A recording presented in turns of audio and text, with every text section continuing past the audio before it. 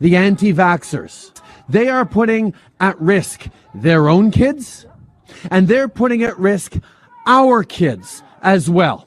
And those people are putting us all at risk. Aaron O'Toole is siding with them instead of with Canadians who did their part and stepped up. Canadians have shown it in being there for each other. And I am not going to back down no matter how many of them show up to try and shout us down. So shame on you, Aaron O'Toole. You need to condemn those people.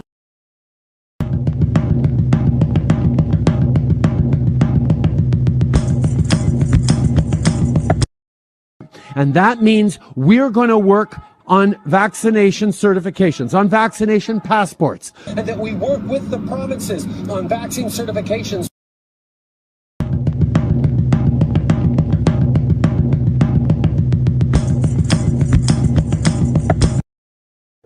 If you want to get on a plane or a train in the coming months, you're going to have to be fully vaccinated. Now is the time for people who are still resistant to getting vaccinated, that there will be consequences for those people in not being able to go to a gym or a restaurant, not being able to go to a movie theater, not being able to get on a train or a plane. Our plan is to make sure that anyone on a plane or train is vaccinated, that anyone in the federal public service gets vaccinated.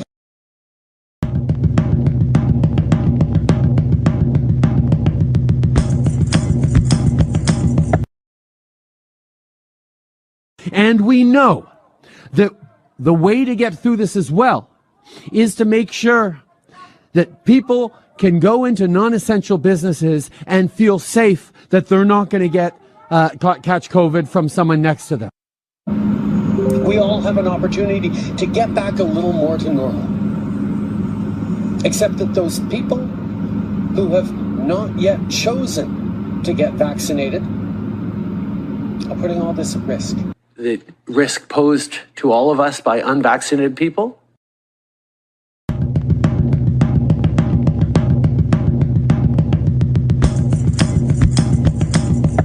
Shame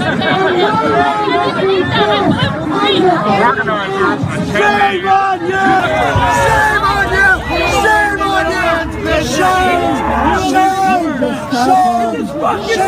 Le refus d'obtempérer à cet ordre vous rend passible d'une amende pouvant aller de 1 000 à 6 000 $.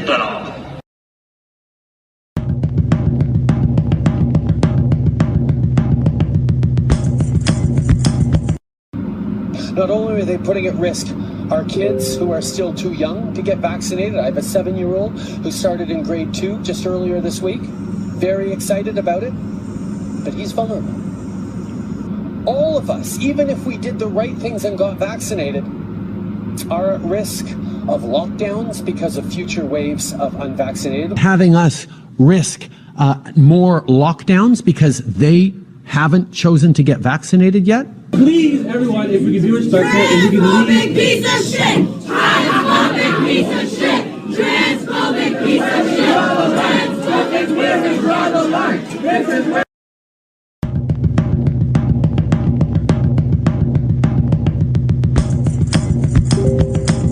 In September, the federal government posted a call for expressions of interest for contractors to supply, provide, and manage quarantine isolation camps throughout every province and every territory in Canada. These quarantine isolation camps, however, are not limited to people with COVID, but provide a wide latitude for many people to be detained. Surely this government is aware of the intentions to build these isolation camps from coast to coast. And my question to the Premier is, how many of these camps will be built? And how many people does this government expect to detain? My son is supposed to be coming in from the flight from Phoenix, and he is being detained because they didn't accept his test. They're saying it's not accurate, and they are wanting to take him to a quarantine facility. They won't let me talk to him. They won't let me see him. They won't come and talk to me. The board, they say he doesn't have a choice. They say that it's the law. They say that I don't have the right to talk to him, to see him. and they are taking him against my will and his will, and I'm not okay with it, and I don't know what to do about it, and I don't know where I'm supposed to find him. So this quarantine facility apparently is up and running and totally legal, as they say, and I'm freaking out. Today, we're confirming an additional $23.7 million in federal funding to operate isolation sites in regions such as Toronto, Peel, York, and Durham. And we're finalizing the details for similar sites in Thunder Bay, Windsor, and other regions.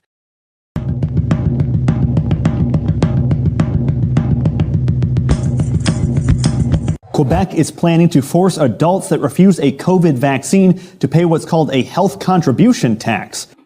Those who refuse to receive their first dose in the coming weeks will have to pay a new health contribution.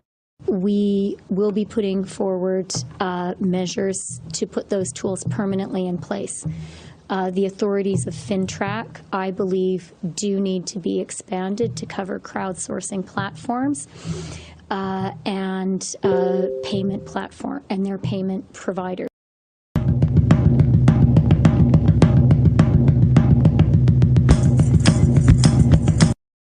Mais il y a aussi des gens qui sont farouchement opposés à la vaccination. Qui sont extrémistes. Qui croient pas dans la science, qui sont souvent misogynes, souvent racistes aussi. Et là, il faut faire un choix en tant que leader, en tant que pays. Est-ce qu'on tolère ces gens-là? So we need to rethink our notion of what terrorism is these days. Is that the point? Well, I think be more expansive in our definition. I really see two main streams, and one is an emphasis on nationalism, also tied in with a anti-statist or anti-authoritarian perception. And why would we call it right-wing extremism? You know, that traditional left-right ideological spectrum, liberalism, conservatism. A new report that really is a warning about rising online activity by right-wing extremists in Canada. In Canada, we found that right-wing extremists were more active in 2020 than they were in 2019. The accounts belonging to right-wing extremists were more prevalent and more accessible. Prime Minister Justin Trudeau and his government's COVID restrictions were a frequent target of those attacks. Well, I absolutely do think that white supremacist movements are a very real, a very grave threat to Western liberal democracy. I think they are a grave and real threat here in Canada. The next terrorist killer in Canada is known. We can build the profile. It's a guy. He's white. And he's probably said some shit.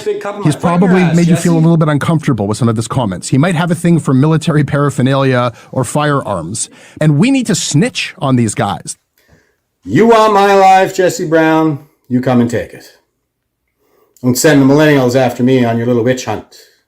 The small fringe minority of people who are on their way to Ottawa or who are... That's why I went to Ottawa. 9 out of 10 stages for genocide present in Canada right now. And apparently, the target of this little witch hunt, the profile of the next terrorist killer in Canada, is just about everybody I know who's ever bled for this country.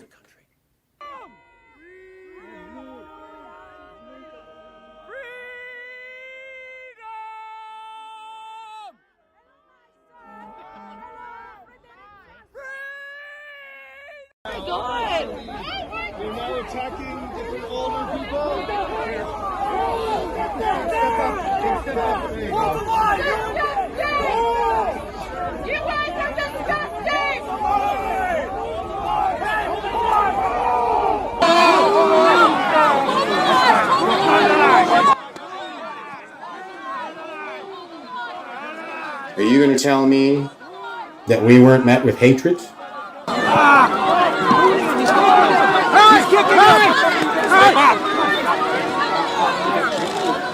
That's a wounded veteran!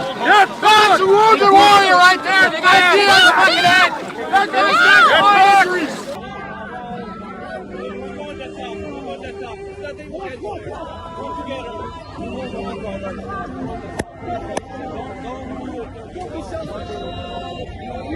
Hey, you don't have to hit him like that.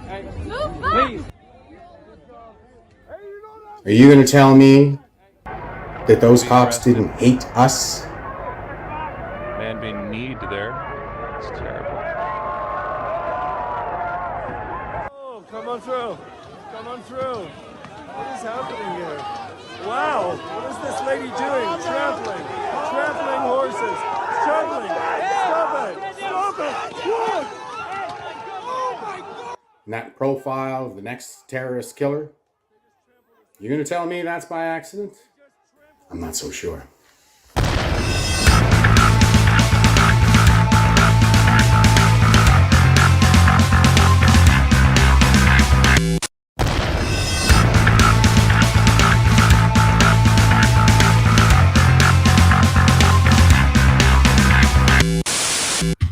Hey, what's up, troops? It's Jeff Evely, Ops Sgt-Maj for Veterans for Freedom, back with you now here on this 4th day of January 2023.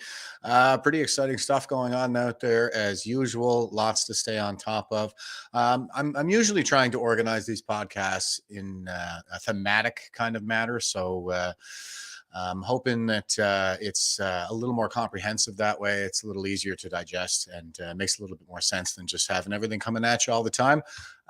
So without further ado, I think I'll just go ahead and dive right into this. So here's our meme of the day to start things off. Oh, hang on a second. Let me give you a full screen. There we go. Okay, meme of the day to start things off. So it says citizen cattle at the bottom of this picture, and we have a grown man on his hands and knees eating from a trough, and his pants are kind of pulled down over his butt crack, and you can see on his butt cheek he has tattooed there property of U.S. government, and of course that could apply to us in Canada as well, anywhere in the West at this moment, it seems, with very few exceptions. And I can't quite make out what it says on these syringes, but I think we can all take a guess as to what that is. Those are the pharmaceutical products that are killing unprecedented numbers of people right now. So he's got the 3 jabs going into him. He's shackled on one ankle by a ball and chain that says police state, and on the other by a ball and chain that says debt. So that is, that's the kind of the multi-prong attack, I think, that they're engaged in right now, inflicting on Canadians in order to sort of weaken us and keep us in a state of constant fear and emotional derangement, so we're easier to manipulate that way. And the feed trough here says GMO human feed, so that's probably a Soil and Green kind of reference. And back here in the by the watering pool, we can see that the watering pool, it says fluoride on the side. So yeah, that's pretty much the state of it right now. And here we have in the background, it says the billboard says MSM, and whatever is in the screen here, it says lies. And in the sky, it says forced vaccination. So yeah, a pretty apt, albeit very busy kind of a political cartoon. But hey, in the age of memes, it's not often you get to see this this kind of art, really. I think political cartooning is a little bit under threat these days with the meme wars on the go. I love memes. But this one here, this is a pretty straight up legit political cartoon. So it's kind of in its own category, I think, above memes. Although most of the political cartoonists out there are very much in the tank for the establishment. Bruce McKinnon being a pretty salient example of that category. He's the political cartoonist for the Halifax Chronicle Herald. And I mean, if the mainstream says it, then he just does it. It's kind of opposite land right now. But again, Bruce is a boomer, and the boomers are the establishment right now. They're the generation of peak institutional power. And there seems to be some pretty common attitudes anyway throughout. They're all very much supportive of the establishment right now because they are the establishment with very few exceptions. And of course, we're going to get into those today. Examples today will include Bruce Pardee, who's a Queen's professor, I believe, and he's been on the right side of this for quite some time. So looking forward to some of his commentary. Okay, one more meme here for you guys. That's a political cartoon to start things off, I guess, but this is a meme. And here we have the NPC on the left, and he's saying, my coworker just died suddenly. And then we have the Chad over here on the right, and it says, that's awful. Were they vaxxed? And then the NPC says, that's so inappropriate to ask. And the Chad is saying, dude, you wanted to know if I was vaxxed before you'd let me into a fucking McDonald's. So, yeah, and this is Ferryman's Toll. Ferry is he's a friend of the program here. We all love his work, and he's got even on the logo on the guy's hat here, it says DAG, which I believe is a reference to Diagolon. So anyway, good stuff, guys. Keep them coming, Ferry. Okay, so we're going to get into right now some of the stuff that's going on the vaccine front.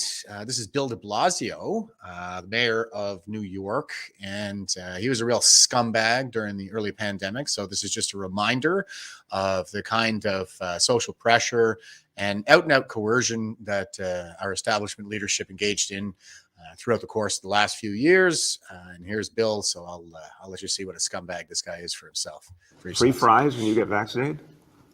I got vaccinated. You're saying I could get this, these delicious fries? Wait a minute. But there's also a burger element to this? Let me check with Bill Neathart. Is it too early in the day to eat a burger? No. This could be breakfast?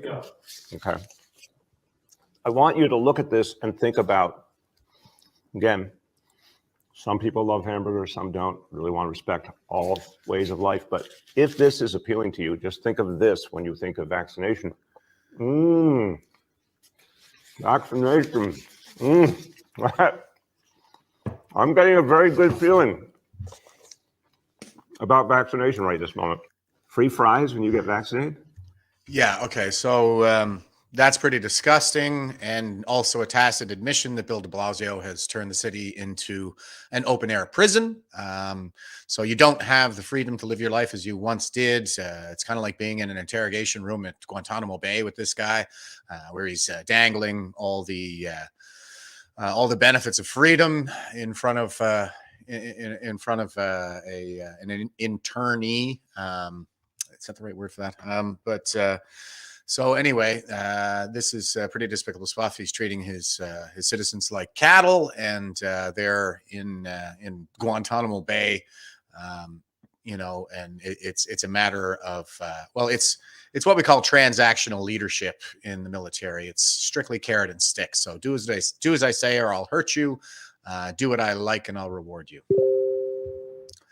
And we have Sharon coming in here, and she says that coercion is not consent. And you're absolutely right. Everybody took these things under duress, as we can demonstrate with that Bill de Blasio clip there. And, you cannot give meaningful consent under duress. There's no such thing as informed consent under duress.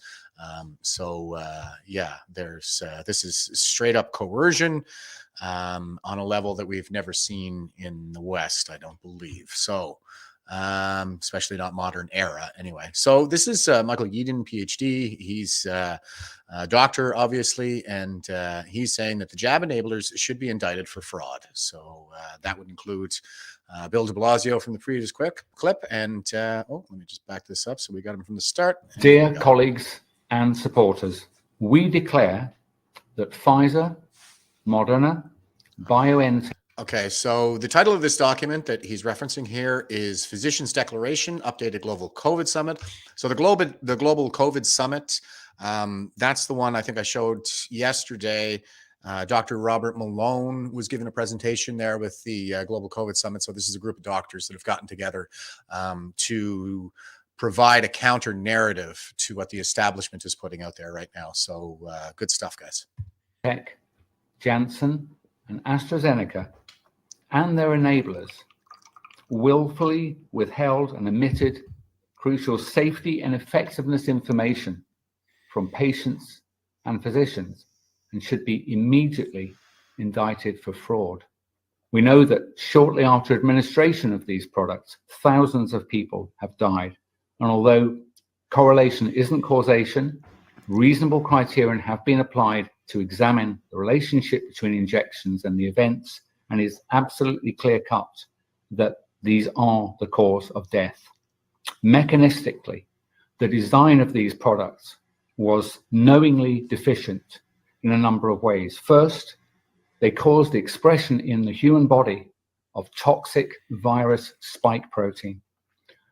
Unlike what they told us that it would stay in the injection site, they distribute widely around the body.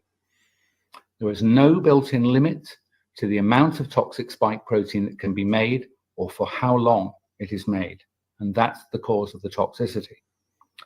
Turning to the clinical trials, there is evidence of questionable practices all around. For example, several of the studies were clearly unblinded while they were ongoing.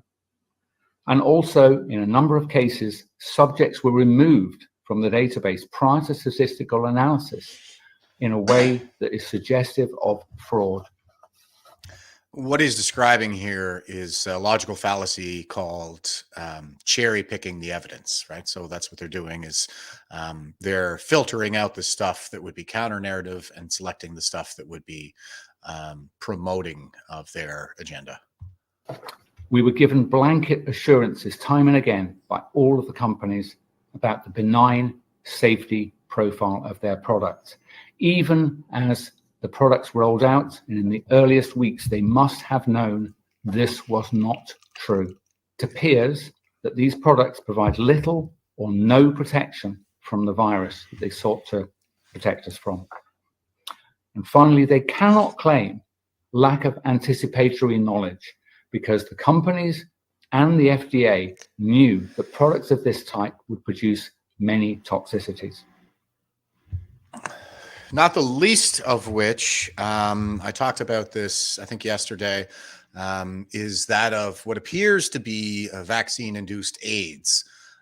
So Fauci is on the record, he's on video saying that they spliced in a little bit of the HIV virus into the mRNA for the purpose of suppressing the immune system so the body wouldn't reject that mRNA because it is a foreign protein that will be treated as a pathogen under normal circumstances. And here he is talking about no limit to the amount of time that people can be producing spike protein. So they don't really have a limit as to how long that mRNA is going to be active in the body. So that's kind of the question is, well, when or what mechanism or by what mechanism is the immune system turned back on? It doesn't really seem like anybody thought that far ahead. So, and again, this is just kind of what I'm inferring from the situation right now. You know, and I'm not doctor adjacent or, and I'm not a scientist or anything like that, but I'm a conscientious citizen and I don't need a credential to form an opinion, especially not when we live in a democracy. I have a civic duty to do my due diligence in forming my opinion. So with that, with all that said, here's a review of what Justin Trudeau to the 4-year-old children said, quote, you're going to be able to get your vaccine as soon as you turn 5. I know you're excited. I know you're eager. Keep this creep away from your kids. And yeah, that's just it. He is a creep.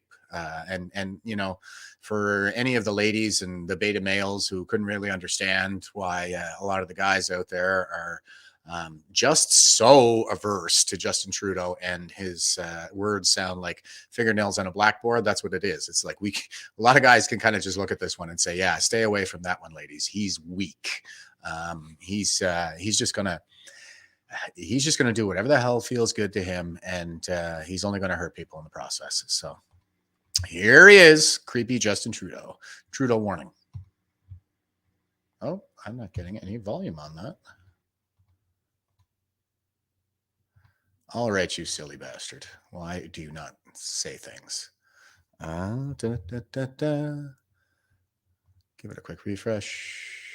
Avi Yamini. Here we go. Avi is Rebel News. And I'm not getting any sound from this clip. Okay, well, that's funny. Yeah, he's got the quote contained in the tweet here anyway. You're going to be able to get your vaccine as soon as you turn 5. I know you're excited. I know you're eager. So that's kind of a form of grooming there. And we are penetrating these children's bodies and leaving a little genetic material in there. So While I understand that nobody's junk is involved, that kind of rises almost to the level of a rape. The only difference really is the absence of anybody's junk being involved. But that's kind of the way. Those are the terms I'm kind of thinking in this now. It's an incredible violation of bodily autonomy, and it's just incredible that there are so many people out there who can't see it yet. Okay, so even with Trudeau out there saying, "Oh, you know what? I think I skipped ahead," but here's a good one. Let's get some sound. Yeah, great question, Bryn. I think the Prime Minister hit it on the head very nicely there. When you worry about side effects, we're talking about things like I'll turn to him for the question on side effects, and even though it.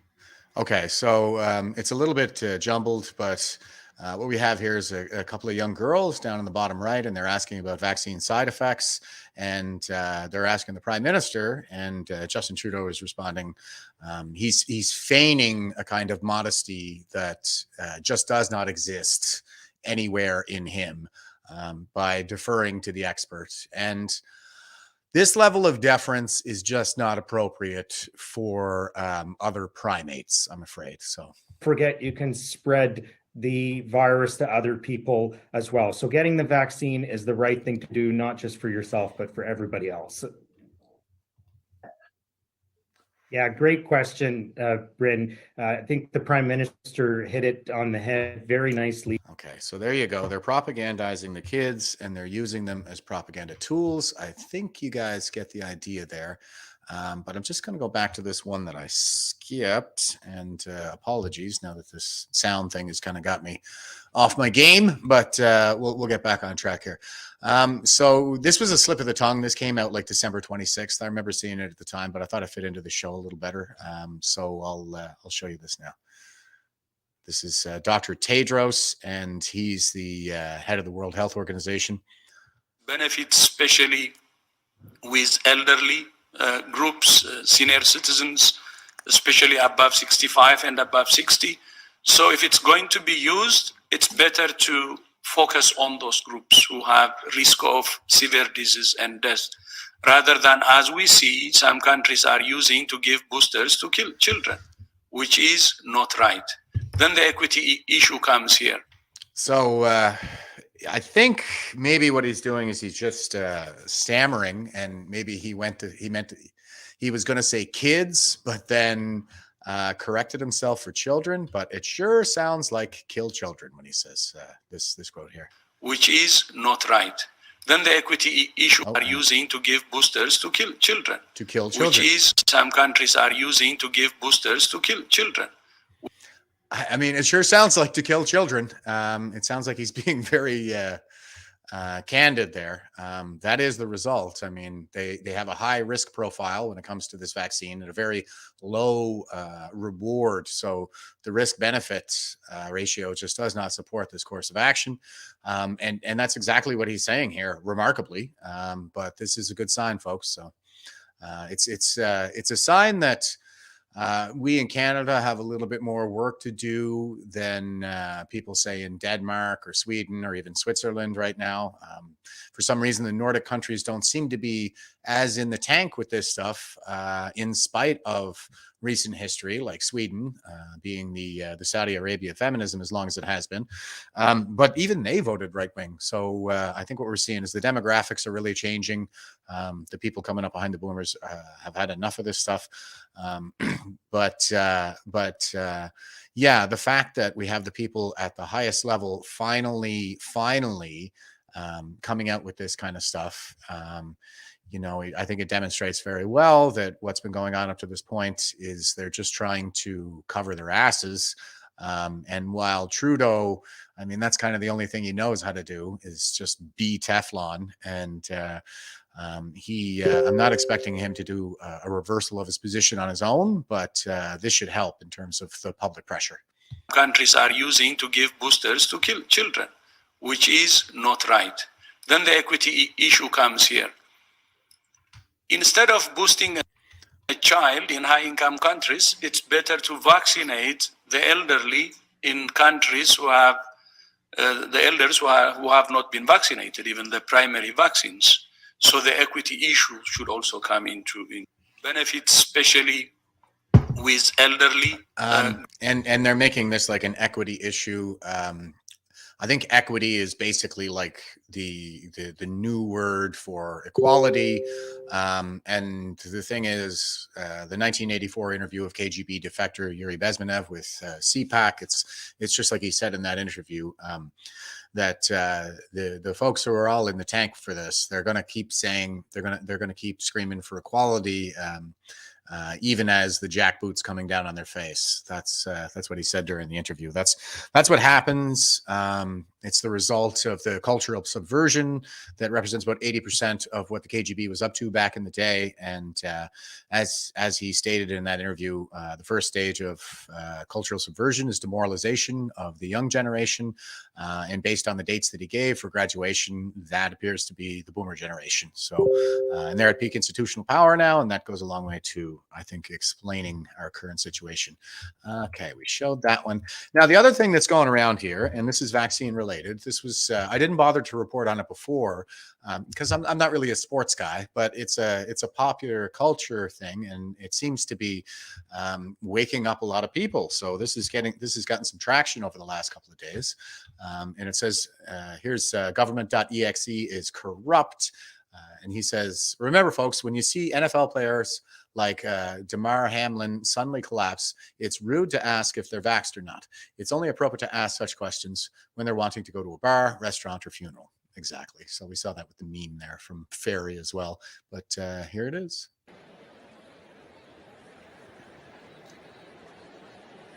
Okay, so he's number 3. This is him. He just made the tackle. I'm going to show you again, this Hamlin character. Okay. Here, he's coming in. Bang. Okay. Now, watch this. Bang. Down. He's up. Claps his hands. Bang. Down. Now, what they were saying initially is that it was like a helmet in the chest. It certainly doesn't look like that on the replay. Around him, and just hope that he's going to be okay. You know, I think I can speak for just about anybody out there who's ever played football. Like, that was not a particularly deadly hit. I must say, like, there was a kind of a spin to it and all that stuff, and that takes a lot of force out of the hit. He landed on top and not on the bottom. So again, that reduces the severity of the hit itself, but So somehow we'll take another he's break still here in Cincinnati. dropping there. And he's alive. He's in hospital. So there he is, number 3. Gets up just fine. He's excited. Oh, not so much. That's and as you can see, not what any of us want to see in there. he's turning. He's turning as the runner drives into him. And he lands on top and the whole shebang. So it's just not a severe hit. That's not a hard hit. That's a very routine hit. And this is a very healthy individual, an elite athlete, and we're seeing it all over the place where these guys are dropping dead. It started mostly with soccer first because I think because it's more demanding in terms of ongoing intense cardiovascular activity. So it's a little more demanding in terms of your heart and your pulmonary resources. But with football, I mean, these are still very elite athletes. It's still a very intense game, but there's a lot of stopping in football. There's a lot of downtime between plays. So we're probably just not going to see the same level of intensity, at least during a game, that we're going to see during a soccer game. In terms of the cardiovascular demands, but it's starting to spread into some of the other sports outside of soccer. So keep an eye on that. Okay, so here's hashtag Trudeau must go at Derek Sweet, and he's saying, follow the science. From 29 cardiac arrests a year to over 1,500 since the vaccine rollout. More evidence to arrest Fauci, Trudeau, Bill Gates, Walensky, and Tedros, board members of Pfizer and Moderna, and the heads of social media, MSN, and health agencies who lied. So yeah, Dr. Tam, Justin Trudeau, let's get them all. So here's Tucker, and this is Fox News. It's a little bit right-leaning. I do show quite a bit of Tucker on the program, mostly because he's familiar to people and also because he's been on the right side of this stuff the entire time. I found him to be really good, especially in recent years since he moved over to Fox. He's not wearing the bow tie anymore. It's not about the theater. I don't think so. And he's a Gen Xer, so that's a good sign. But anyway, here's Tucker's reporting on the Hamelin collapse shocker. So as we've said multiple times, and it's worth saying because it's a sign of respect for the man tonight in the hospital, we don't know exactly why Damar Hamlin collapsed last night. But at the same time, there are concerns about cases like this. Young athletes collapsing on the field of heart problems. And there has been a dramatic increase in this. You're not imagining it. So what is this? Cardiologist Peter McCullough and researcher Pangis Polycretis looked into this trend in European sports leagues. They found that prior to COVID and the COVID-19 vaccines, there were roughly 29 cardiac arrests in those European sports leagues per year. Since the Vax campaign began, there have been more than 1,500 total cardiac arrests in those leagues, and 2/3 of those were fatal. Does that prove something? We don't know, but you should know that. Dr. Peter McCullough is a cardiologist. He's also the author of Courage to Face COVID-19. He joins us tonight to assess. Dr. I just want to say something on the subject of proof. Now, what you're going to see on the other side, of course, is a double standard. On when we want to say something on our side, they're going to ask for the proof, as in the scientific proof. And there's plenty of evidence out there in terms of scientific studies and whatnot, but there's just no standard of proof that's going to satisfy these people. And it's not the case that everyday citizens who are conscientious about politics need to be scientists or have credentials or provide scientific proof for their political positions. We all need to make judgment calls on a daily basis in the absence of total and complete evidence. And so, you need to kind of come to your positions on different issues based on a preponderance of the evidence or a balance of probabilities. And that's more appropriate for judgment calls in everyday life than the gold standard of a double-blind control study for coming to a political opinion. So just a note there, guys, it's that's how the double standard works. Is they expect it to be irrefutably scientific when it's coming from us, but from them it could be overwhelmingly anecdotal. So when somebody's asking for the proof, just maybe engage with them in a conversation about thresholds of evidence. They're asking for an inappropriate threshold of evidence when they're asking for scientific proof of a political opinion. A more appropriate threshold would be something like a preponderance of the evidence. Thank you so much for coming on. So this is one of those phenomena that people who use social media are aware of because there are videos of it floating around, but I don't know when the last time I heard, if ever, an American public health authority address this directly and tell people, what is this? Is this real? Tell us your findings from your actual study on this. The concern here is that athletes at a professional level, Tucker, are carefully screened for underlying heart disease. The leading cause of sudden death on the playing field is hypertrophic cardiomyopathy. The athletes are screened for this. There are rare conditions, genetic abnormalities in heart rhythm that can present. But sudden cardiac death should be a very unusual phenomenon. And as your report indicates, it's extremely unusual in the NFL since the high level of scrutiny. There's a differential diagnosis that doctors go through when this happens. I watched it live and then I watched the replay as a cardiologist. To me, it looked like he made a hard tackle. There was head and neck impact, but he got up, he clapped his hands, and then he fell over backwards. It looked like a primary cardiac arrest. Everything that was done on the field looked perfect. I think the duration of CPR resuscitation is going to be in a window where he can have neurologic recovery. The issue is what caused it. And the concern based on our research is that COVID-19 can cause myocarditis or heart damage.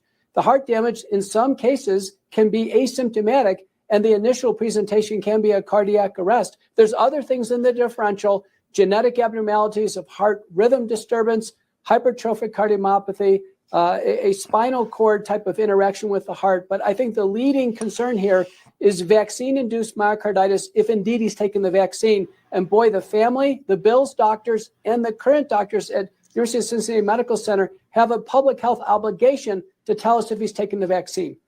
I think that's fair in the coming days. Now, the CDC, it seems to me, since the absolute numbers of heart incidents among young people are dramatically up across the West, and the CDC, as far as I know, has not been honest enough to address this. They sent out a tweet the other day saying, you know, you may be struggling with blood clots if you're a young athlete. I don't remember athletes struggling with young blood clots. It seems to me like they're trying to tell us this is normal. Is it normal for young athletes to have life-threatening blood clots? We should never have our agencies try to normalize side effects. The FDA says the vaccines cause myocarditis and heart damage. Autopsy studies show it can be and is fatal. The same is true for blood clots and neurologic damage. Our agencies should be protecting the health of Americans, and safety is job one. I'm disappointed that they're minimizing it. Yeah. I mean, I think honesty is a prerequisite for trust. When people are honest, you can trust them. But when they lie to you consistently, you can't. So we appreciate your coming on tonight. Dr. Peter McCullough, thank you. So there you have it, folks. You know, some reputable people are really coming out of the woodwork at this point. It's good that we have these high-profile cases that we can point to. Football is very well watched in the United States. And Tucker, if I'm not mistaken, he's the #1 cable news guy in the States right now. I think it might have been Bill O'Reilly before him, but that's I think that's a pretty good passing of the torch that's taken place there. So good job, Tucker, and we're going to keep an eye on him too for more, I think. Okay. Go away, internet. What are you doing? There we go. Oh, looks like it's just a little sleepy today. Okay, and here we have Information Chaser, and he says, more and more doctors are now calling to stop the shots as they are seeing the vaccines, and a bunch of hashtags is causing a whole bunch of hashtags related to vaccine injury and side effects. And this is a quick compilation of a bunch of different doctors all saying the same thing that we've been saying all along.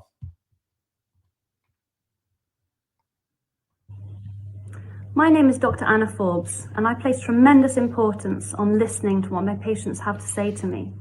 And many of my patients have been telling me that they've been feeling increasingly unwell to varying degrees since their COVID-19 vaccinations, and that they have not been listened to by their usual doctors, and this has not been investigated any further.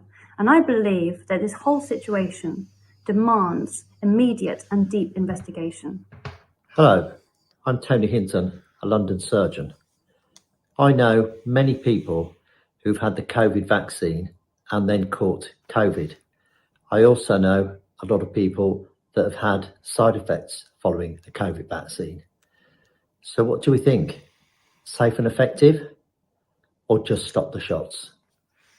It's not possible and irresponsible to declare a new pharmaceutical product safe in pregnancy. Time is needed to monitor the unborn baby and then the growing child. I think that very well demonstrates just how reckless they were with this vaccine rollout. Everybody running around saying it was safe and effective right off the bat like that.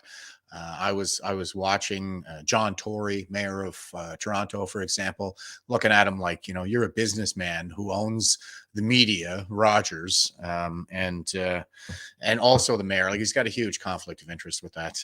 He actually used that power in the media to smear and diminish, you know, opposing candidates in the municipal election there last going off.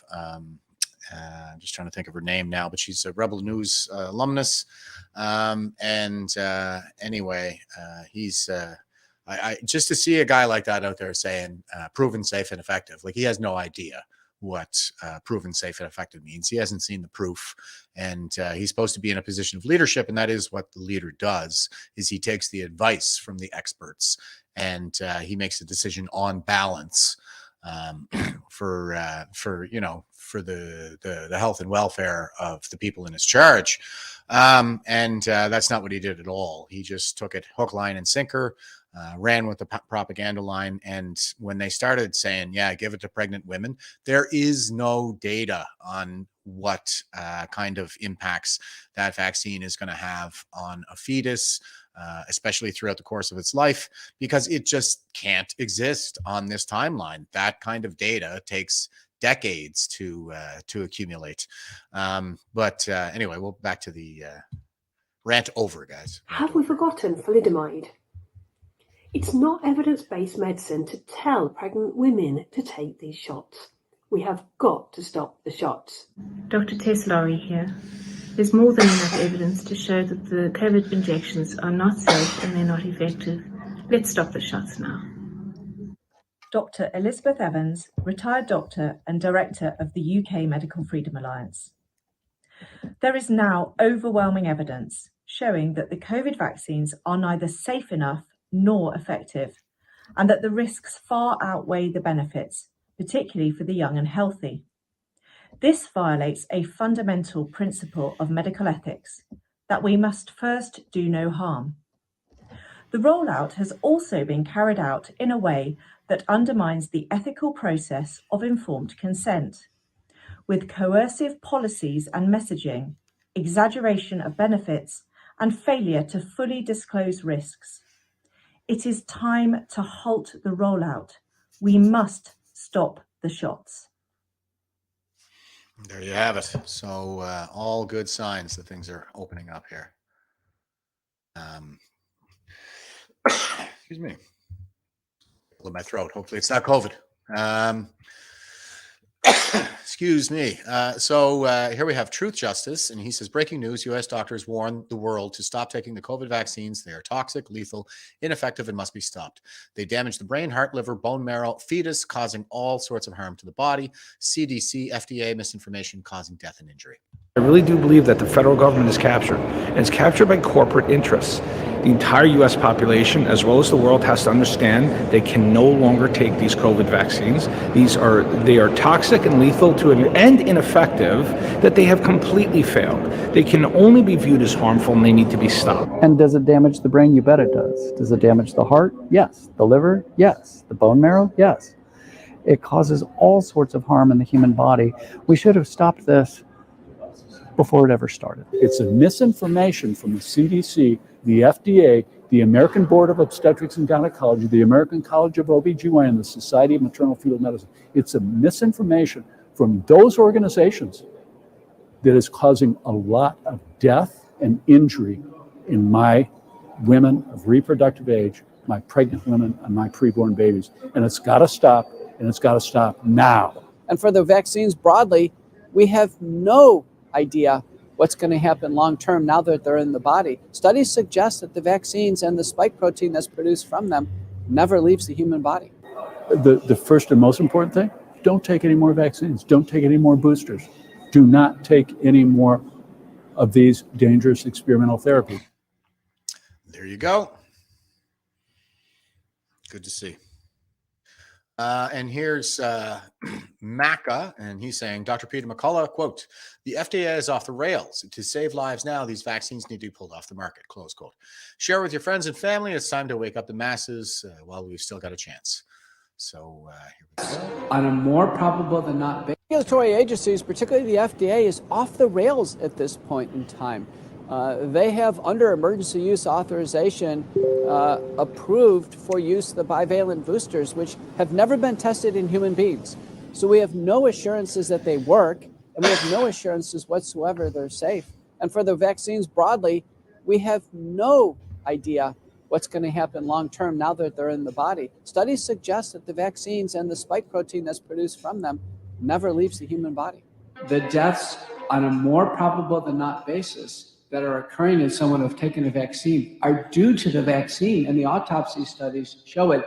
It's alarming. To save American lives now, these vaccines need to be pulled off the market. Nice. Regulatory agencies, particularly the FDA, is... And I don't really know who these guys are. I don't follow like VSRF. I've said it before, but I don't really follow most of the stuff that I present on this program. It's just kind of what's out there in the ether, you know? Okay. And, oh, that's Okay, and Fauci Files is another one that's trending as well. It says, bring on the hashtag Fauci Files. Every government is complicit in a campaign of coercion and censorship, restricting the necessities of life to mere privileges to force as many to take the shot as they could. Yet they knew they could kill, but they pushed it as safe and as effective. So here we go. 7 or 8 out of 100 people who have taken the vaccine had a serious outcome. That's the number, Yeah, that's right? V4F data. That is astounding. That is a whole different ball game. We have currently in the United States, 90% of Americans are not taking any more vaccines. They're not taking any boosters. That's the CDC COVID tracker data. There's only a 10% take rate now. Remember, the vaccines run out of any theoretical effectiveness after a few months. One has to keep taking boosters. In terms of people keep taking boosters, we're down to about 10% of Americans. So how do 90% of Americans, how did they know to stop taking vaccines? Yeah. I don't think it's by watching CNN. No. This is where it's coming from. Yeah. It's coming from the fact that 7 to 8% of people end up in the ER or in urgent care, and the family members talk to each other. Yes. There's a Zogby survey, a representative survey that asked people about the vaccines. 2/3 of Americans in the Zogby survey said they took a vaccine. And they asked them, well, what happened? 15% of people have some new medical problem that they are now seeking care after taking the vaccine. Well, those 15% talk to other people. There's a Michigan State survey. 22% of Americans know somebody who's either died or been seriously injured after COVID-19 vaccination. That 22% talks to other people. So it's rare now that you'd ever encounter anybody who says that they haven't heard something.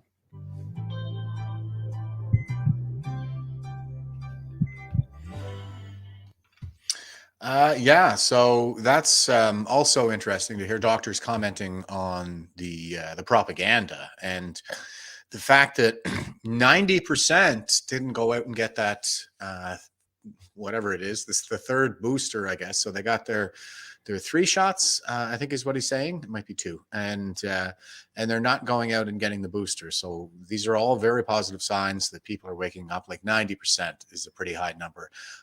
Whether they really want to believe the extent of the lies may be another matter, but at least we're seeing that kind of skepticism where even the folks who might have been in the tank are looking at the shot and saying, well, wait a minute, you said it was going to be 2, then it was 3, and now you have me on this carousel of boosters that is unprecedented in medical history, and they're just kind of waking up on their own, talking to people, and that's what it's going to take, I think, is the conversation. So when you're engaging in those conversations, that's what I'm always kind of saying, is to keep it nice and even, stoic. Don't let it go down the path of emotional derangement, because that's what the other side is counting on. Okay. And now we have, this is interview Barry Busey. I don't really know this guy. And he's interviewing Professor Bruce Pardy. And I believe he's a professor from the University of Queens. I saw him speak at the Free Speech and Medicine Conference that was held in Quebec, Nova Scotia there earlier this year. And he's quite good. He's a good speaker. He seems to have been on the right side of this thing from the beginning. And I just want to show you a quick couple of minutes of this longer podcast. It's about 1:17. Somebody sent this to me, so I try to get that stuff up into the program as much as possible, even though it's not practical a lot of the time. But this is a pretty good fit for what we're talking about. So here is Bruce Pardy. To come to that realization. And I'm thinking of, I tend to think in history, or I think in principles that have been handed down through history. I think of just the fact that the entire structure of the parliament buildings themselves have been designed to deal with the raw use of power. Mm-hmm. The division. I just want to point out that what I think he means there is not the structure itself of the building, but the structure of Parliament, as in the legal structure, not the architectural structure. Between the alleyway, as it were, between the opposition and the government and the House of Commons are exactly 2 sword lengths apart, so that you don't chop the head off of the one that you oppose, but rather you're in this house of speaking rather than a house of war, parliament. And we've had all of these deep, rich traditions based on our culture, based on even on the religious aspects of our culture. The Parliament building itself is full of references to law, to ancient law, to religious law, et cetera, et cetera. And now we're into a place where all of that is meaningless. Our history is meaningless. It's worse than that. It's worse than that. It's worse than that. It's not just meaningless. It's negative.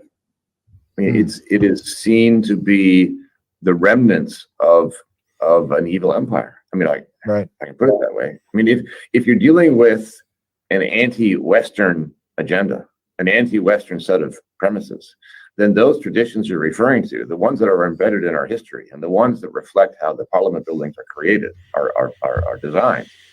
I mean, the Western liberal democratic system, if you push them to the wall and demanded to know what they thought of that system, they wouldn't say this out loud, certainly at the commission or anything like that. But the idea upon which this track is based is that the Western liberal democratic system is oppressive, and therefore, why should we give value to the traditions that it's based upon? Those are the traditions that we are here to rip down. Yeah, so I'm glad he touched on that. I think that's a pretty good segue into a lot of the other stuff that we're always talking about. There's a very pronounced anti-Western bent to the propaganda, and that's what they're doing. Our adversaries we're teaching the propaganda of our enemies in our schools. I point to things like the Opium War very often. There's a Harvard paper out there that's it's called "The Opium War That Wasn't." I think it explains very well that there was no mention of opium in the parliamentary debate leading up to the declaration of war. No mention of it in the declaration of war or in the treaties that they've signed. It was part of a much larger cache of goods, and the primary issue, as far as I'm able to ascertain, was the internment of British citizens, missionaries, and businessmen in China. The British military was actually trying to facilitate trade between India and China at the time. Most of the opium, or all of it, was actually coming from India, and of course poppies grow all over the Eurasian continent. It was perfectly legal everywhere in the world right up until 1930s America, maybe 1940s. Wyatt Earp's wife actually, I believe, died of a laudanum overdose. Laudanum was a drink that was carried around in one's purse for doses of opium throughout the day. So it's all a bunch of bunk that the failed leadership in China have been feeding to their population since the 1840s, and the Chinese Communist Party has adopted it as part of its broader propaganda plan, and it's being inflicted on our kids in our schools. I can remember having that stuff kind of pushed on me when I was in grade 12 in a political science class that wasn't even really about history, but there was plenty of revisionist history to be had during that class. And I didn't believe it back then, and I don't believe it now. So, okay. So here's the National Post. This is Jamie Sarkanock. Trudeau Liberals are filtering out dissent to their anti-hate agenda.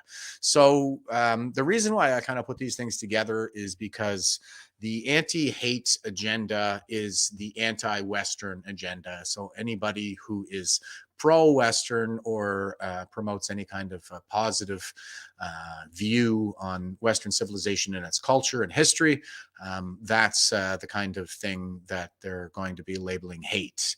And like I say, very often we're living under a new theocracy. The new dogma is postmodernism, or what's known as wokeism in the pop culture, and it's anti-Western. That's what it is. It's that's the kind of part of the art of war.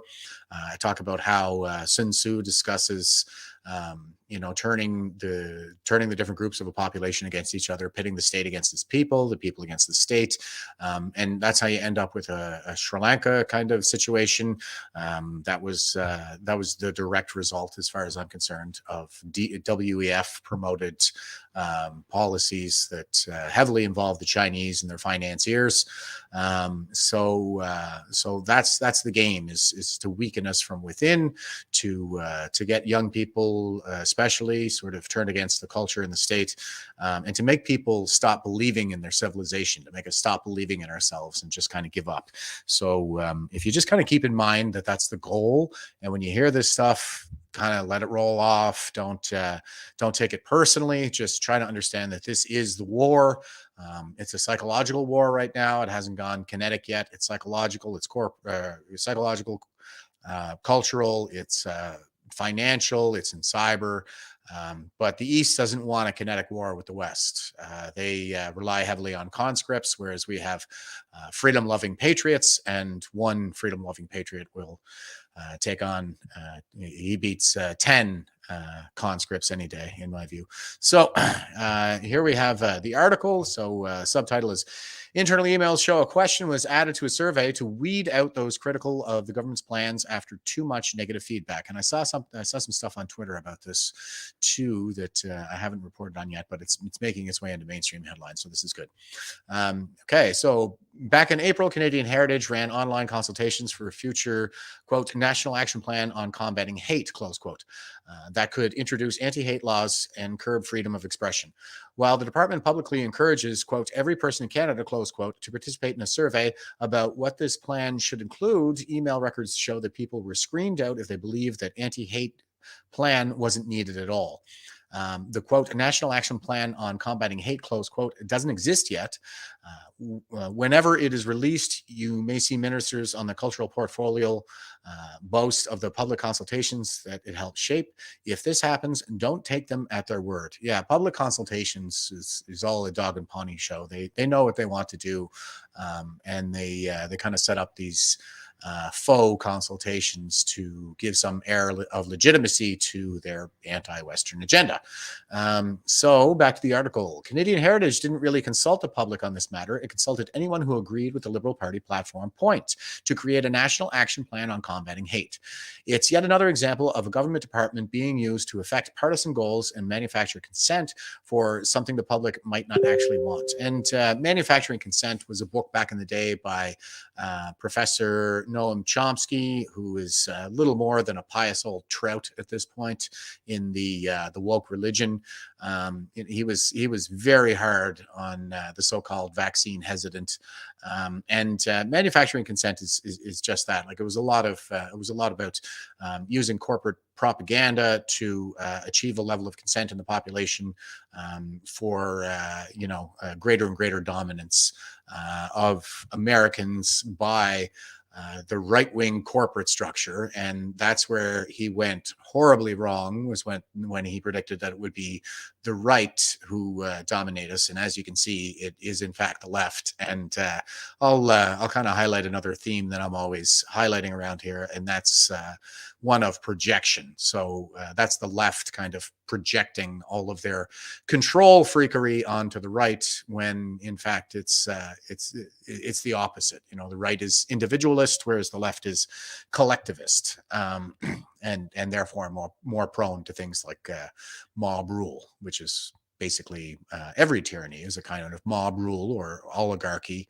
The oligarchs kind of manipulate the masses in order to achieve this manufactured consent. You get the idea. Okay, back to the article. While the Liberals and Canadian Heritage have kept their descriptions, their descriptions of the future anti-hate plan vague, the survey conducted in April gave hints. Those who passed the screening question could make suggestions about what they thought should be a priority for the government: national anti-hate education campaigns, increasing media representation for communities affected by hate, and supporting new technology to help communities monitor hate. Suggestions could also be made for an quote, anti-racism law, close quote, a law to make traditional and social media, quote, follow standards that reject hate, close quote, and a law to, quote, add people or groups who fund, help, or take part in white supremacist activities to a formal list of white supremacist groups, close quote. That includes us. Veterans for Freedom, I'm sure they're just looking for something to pin on us, and I say plenty of stuff that they can spin, but you can't let that stop you from speaking the truth. And yeah, this is going to be the game plan. I think I saw a tweet there. Oh, I did see a tweet a while back from one of the anti-hate types that lumped us in with a bunch of other people that are currently under attack by Heritage. So wait for it, guys. I'm sure it's coming. These suggestions can understandably be met with concern because liberals tend to define hate very broadly, and if media and society were required to tiptoe around hate, which could include anything from serious hate speech to mild disagreements about political issues, this would impact our freedom of expression. And that's exactly it. They're expanding the definitions of hate speech, and really, like, hate speech under the criminal code is really, it's like incitement, right? Whereas now they're like, if you issue a call to action, you say, hey, you go over there and hurt that person, well, then that's incitement. You're not allowed to do that. So that's the kind of thing, those are the kinds of reasonable, measured restrictions on our freedom of speech that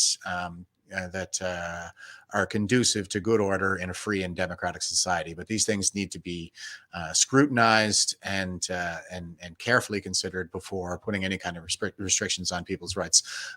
But what they're doing is they're trying to skirt that now and just silence political dissidents by affixing this heretical label, hate is the new heresy. And then once they've done that, these people are effectively ostracized from the woke mob and cut out of the political discussion. So it's a way of kind of achieving that tyranny through cultural means as opposed to strictly legal means. But it is state-enforced culture, so that is very dangerous. Back to the article. Similarly, quote, white supremacy, close quote, is traditionally understood as violent, evil, and KKK-esque. But the federal government has previously stretched this to include the less obvious, quote, structural, close quote, white supremacy, which expresses, quote, through our government's education systems and food systems, close quote, when societal evils are construed this broadly, anyone can be guilty. And when they talk about white privilege, it's a very Eurocentric view on the issue. White privilege is actually just majority privilege in majority white countries, which are a minority of countries. There's only about 8% of the world that is white. And, if you take your whiteness and go to Japan, when you get off the plane there, you might encounter, political protests where people are chanting "White pig, go home," and you will encounter coffee shops all over Tokyo that say "No whites allowed" or "Japanese only," and this kind of thing. So it's a majority privilege that is consistent throughout the world. And it doesn't really have anything to do with whiteness. It doesn't follow the whiteness to Japan. It stays with the majority of any given geographical area. Okay, back to the article. It's entirely reasonable to oppose a plan that floats extreme solutions to vaguely defined problems, but such dissent was filtered out in the survey by Canadian Heritage. The survey began by asking participants whether they thought combating hate was a priority for the government. Those who answered no weren't asked much more, but those who answered yes were presented with dozens of potential anti-hate measures that could be taken by the government and asked to select which ones they thought should be prioritized. Emails obtained in a completed access to information request in July and were made available to the Post in December indicate that this screening question was added early in the survey pool after department researchers noticed a growing number of respondents weren't supportive of, quote, National Action Plan on Combating Hate, close quote, at all. Yeah, we don't need anything like this. This is just pure thuggery on the part of the left. Quote, we are starting to see an increase in the number of people responding to the National Action Plan on Combating Hate consultation survey that feel combating hate should not be a priority for the government of Canada, close quote, a government researcher noted in an email to his director on April 6, 2022. Quote, as our primary target audience for the survey are people that believe combating hate should be a priority for the government of Canada, the inclusion of this other group in our data poses a problem for an analysis. A simple solution would be to add a question at the beginning of the survey that would easily identify these individuals in our data set, close quote. Meanwhile, the survey homepage stated that all Canadians were encouraged to give feedback. So again, like this is another example of what we call cherry picking the evidence. I think I said it improperly there before. I think it's better known by its term, the Texas sharpshooter fallacy. So the Texas sharpshooter is the guy who takes his best shot at the broadside of a barn. You know, he empties his mag into the broadside of a barn, and then he goes looking for the grouping where, you know, the smallest grouping where most of the bullets landed, and he draws the target around the grouping. So yeah, that's what they do when they cherry pick the evidence. Is, you know, it's a foregone conclusion, and they're just looking for the data sets that are able to support that conclusion, as opposed to an objective analysis of the data sets. So by April 11th, email indicate that the negative responses were floating in, and that a screening question had been added. Quote, we think that 75%, 80% of these respondents since last night are from non-allies. The researcher wrote to his director, quote, a big chunk of the remaining 20% to 25% are from Government of Canada IB address. A big chunk of the remaining 20% to 25% are from a Government of Canada IP address.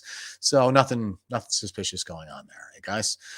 It's unclear if all the responses from the, quote, non-allies, close quote, were screened out, but another email by a director that day showed that some were. Quote, that screening question is being used, and it has saved us well over 500 cases that should not have been included in the final analysis for the first pass. So it's helping a lot. Yeah, okay.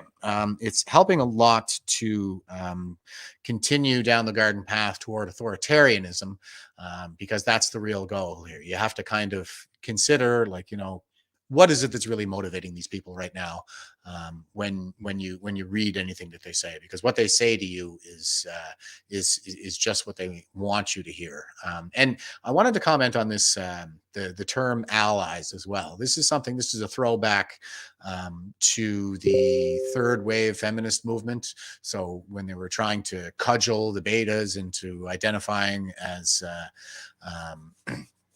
as feminists, like Trudeau, they would call them allies, and then that expanded, and there's like it includes every group, but essentially these aren't like real groups that we're talking about. These are communist indoctrinated useful idiots that have been giving a Marxist lens to view culture and gender and ethnicity. And the Marxist lens tells them that if anybody has an advantage, then it's ill-gotten. Anyway, that's kind of the whole Marxist philosophy. It's just it's a kind of philosophy for the Keynes of the world. It really plays on the deadly sin of envy that is so the human species has such a penchant for, and that's dangerous, as we know from the story of Cain and Abel.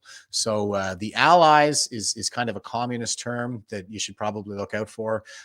Specifically, like when I say communist, I mean specifically the culturally Marxist movements like third and fourth wave feminism or Black Lives Matter, that kind of thing. So when they're talking about allies, they're talking about communist allies. Okay, back to the article. It's off-putting that the public servant referred to citizens as, quote, non-allies. Their job is to serve the public in general, not just a subset of individuals with whom they agree politically. There is also notable that a large number of, quote, good, close quote, responses seem to come from the government staff, at least on April 11th. It was a biased sample. And this is a practice that they are getting into even with a lot of these research centers, the think tanks. I can't remember which one it was I saw, whether it was Nick Nanos or one of the other guys, but you know, they have these online forums for people who follow them, where they'll poll the online forum, and that's not a representative sample the Canadian population. That's more like, you know, the break room at your think tank. So we have back to the article. Department officials appear to think that the uptick in survey responses came from an online sharing. They noted the survey was discussed on, quote, Freedom Movement, close quote, podcast, quote, Live from the Shed, close quote, on April 10th, and was tweeted by Quiet editor Jonathan Kay on April 13th. Yeah, I did see those tweets there before. It's you know, it's all good, but now it's really kind of coming to a crescendo. It's making its way into the mainstream. Back to the article. Quote, there's been a dramatic spike in trolls targeting the questionnaire, which means that the results at this stage have limited value, close quote, a Heritage director wrote on April 13th. Quote, PRG is cleaning the data in real time as it comes in, close quote. So how they determine who's a troll and who's not really depends on whether I think it all just depends on whether or not you believe them. If you don't believe the same as they do, then you know, you're a heretic and you're unclean and not worthy of consideration, or perhaps even life for that matter. They do seem to get a real kick out of the suffering of anybody who opposes them, and they really do seem to be enjoying themselves a lot. So anyway, pretty sick stuff. Okay, it's hard to get a full picture on everything that went on due to limited record is available. The email indicate the Canadian Heritage received about 5,000 responses to a survey by April 13th. The emails also indicate, as already noted, that on April 11th alone, at least 500 responses were filtered out by the screening question. In the end, Canadian Heritage received more than 20,000 responses by the time the survey closed on May 8th. Taken together, a significant amount of public feedback could have been cut from the picture for having the wrong opinion. Canadian Heritage didn't acknowledge that any survey answers were screened out when I asked for the final tally of filtered responses. David LaRose, department media spokesman, told me by email simply that, quote, all responses, regardless of their overall position regarding the presence of hate in Canada, were collected for analysis, close quote. While indeed they were all collected, this does not address whether the answers were analyzed equally. Departmental emails certainly suggest they were not. Quote, respondents were given a choice to share feedback on the best approach to tackle hate, as well as the option to explain why combating hate should not be a priority in the government of Canada if that was their position on the matter, close quote, he added. Yeah, I mean, the addition of that question at the beginning, you know, is what allows them to skirt this, is what allows them to kind of make these nebulous statements. Yeah, we looked at all of the responses, but they functionally, effectively cut out any opposing views with the change in the questionnaire. Right? The survey was still politically skewed. Notably, the records show that dissenters could explain why they didn't think combating hate should be a priority for the government, but only proponents could provide feedback for which specific measures they thought the government should take. Dissenters couldn't give feedback on the suggestion for a law to require all media to, quote, reject hate, close quote, for example. This is a problem. If only the most ardent supporters of anti-racism could provide feedback on suggested laws, while classical liberals were silenced by design, the survey would likely show unrealistically high support for more exaggerated suggestions by government. If Canadian Heritage didn't want to share the survey to increase participation, it could have just used a polling service to collect data in a more objective way. It appears that they wanted people to share this consultation survey to increase engagement, until it was shared by people who disagreed with the premise of what was being asked. Regardless, the screening was inappropriate. This was a highly political survey conducted by public opinion researchers, so it's troubling that answers were being, quote, cleaned, close quote, out simply for taking the wrong position. Dissent shouldn't be cleaned out. It should be part of the discussion. So excellent article. I think that's right on the money there. And we'll give a shout out to Jamie Sarkanak. He looks like is that a he or a she? But this person looks like they're one to watch for. Okay, this was kind of making the rounds over the last few days. The hashtag Twitter down was trending. I saw this, like I haven't been experiencing any trouble with Twitter. I've seen some rumors that conservatives, right-leaning people are still being censored on the platform. And you know, I don't think that it is like throwing a switch. In some sense, it is, because it's all electronic. But in another sense, like there are so many switches in the system that it's going to take time to figure out all the switches that need to be flipped. So I think this is probably just some growing pains that we're going to have early on. I don't see any reason to conclude that it's more than that at this point, at least. So I'm willing to maintain that as kind of my intellectual holding pattern while we wait and see how it unfolds. But Mark is saying, I'm not going to repeat this again, so listen carefully. Twitter down is isolated to Australia and New Zealand. Why? Beats me. Easy fix. Change your IP address. For private reasons, should already be doing so anyway, or for privacy reasons. Government police are eavesdropping on your unsecured internet traffic. Yeah, I'm sure they are too. And sometimes I have my VPN on and sometimes I don't. And I don't know. My approach right now is to just stop hiding. You know, I just kind of want to be out there, not being one of the guys who's hiding. I don't think that's a very healthy approach to the situation. And, you know, I happen to be a little better positioned than a lot of people with some passive income coming in the way of my pension and whatnot. So I certainly feel a duty to get out there and say some stuff. So, okay. And here's the Toronto Red Star, so named in certain circles that I frequent because the Red Star is a symbol for communism. It's on the North Korean flag.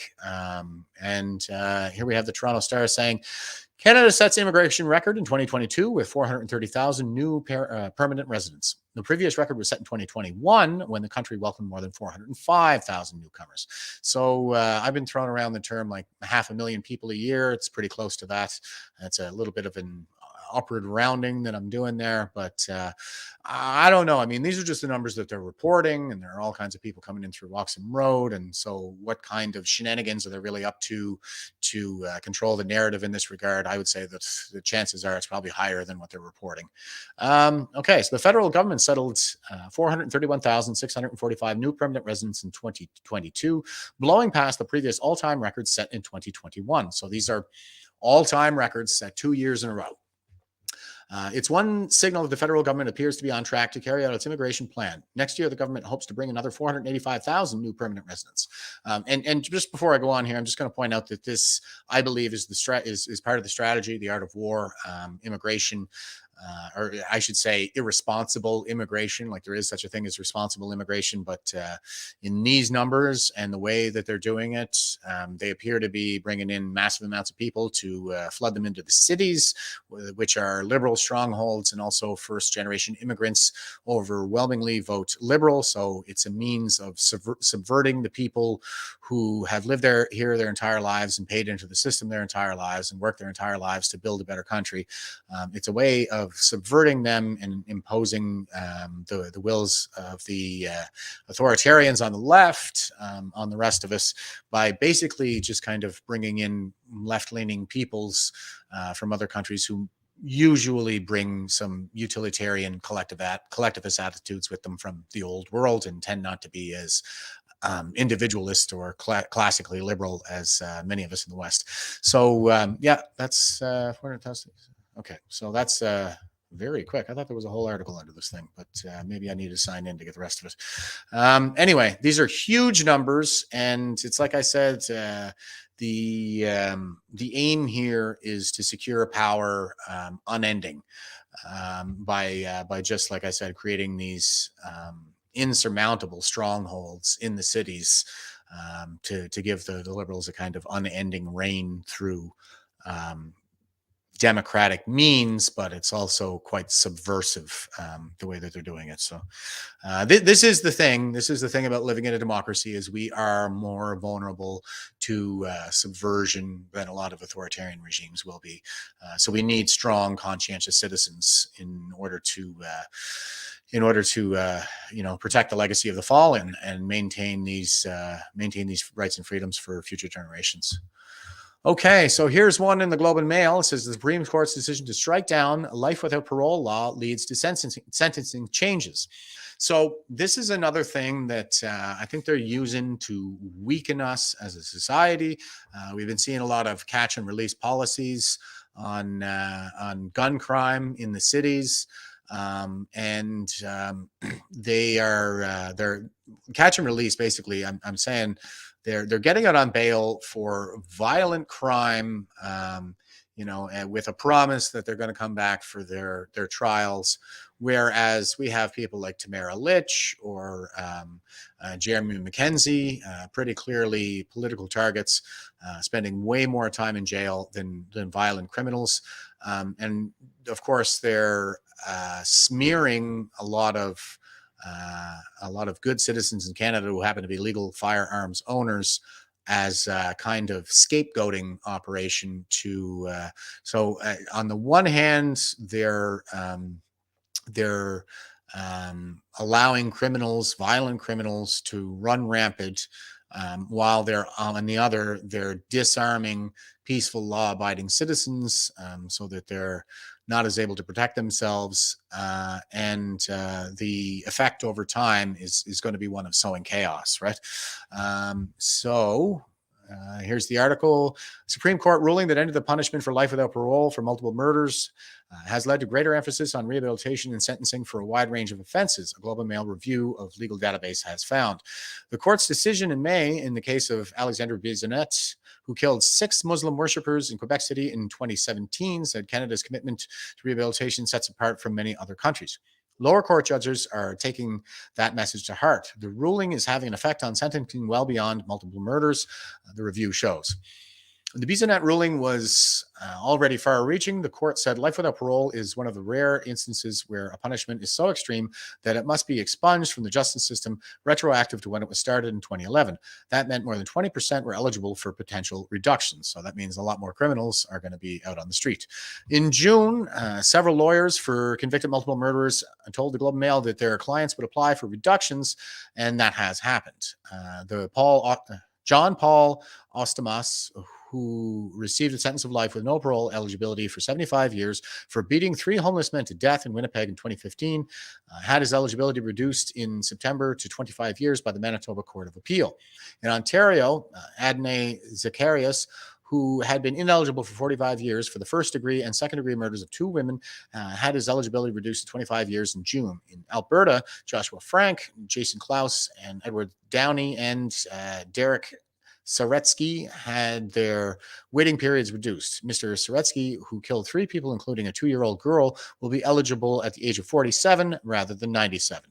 Great. Do you think that makes law-abiding, peaceful citizens more safe in Canada? I don't think so. And you have to understand that it's not about any individual. These policies are for the purpose of creating population trends in the wrong direction. But the Bissonnette effect goes well beyond such cases. For an array of crimes, everything from illegal gun possession to an assault on a police officer to second-degree murder, judges have taken up the court's rulings on Bissonnette as an indication to highlight the capacity for change and growth of convicted offenders. Last I heard, they weren't even staffing the prisons. They were buying PlayStation 5s instead, and the inmates were playing FIFA instead of focusing on their rehabilitation. So, but that's, funding shortages, and they've got excuses for all that. So there's always a question of ability that they never want to address with a lot of these kind of high-minded so-called policies. Okay, back to the article. Emblematic of these cases is one in which Ali Al-Shamari was who was convicted in 2007 of first-degree murder for his role in the near decapitation of a taxi driver in Windsor, Ontario, sought to use the criminal code's, quote, faint hope, close quote, provision for an early chance at parole. When Canada ended capital punishment in 1976, it said a mandatory sentence of life with no chance of parole for 25 years for first-degree murder. Second-degree murder was life with parole ineligibility set at 10 to 25 years. There was a faint hope clause in which a convicted killer could apply to a judge to ask a jury for permission to go to the parole board after 15 years.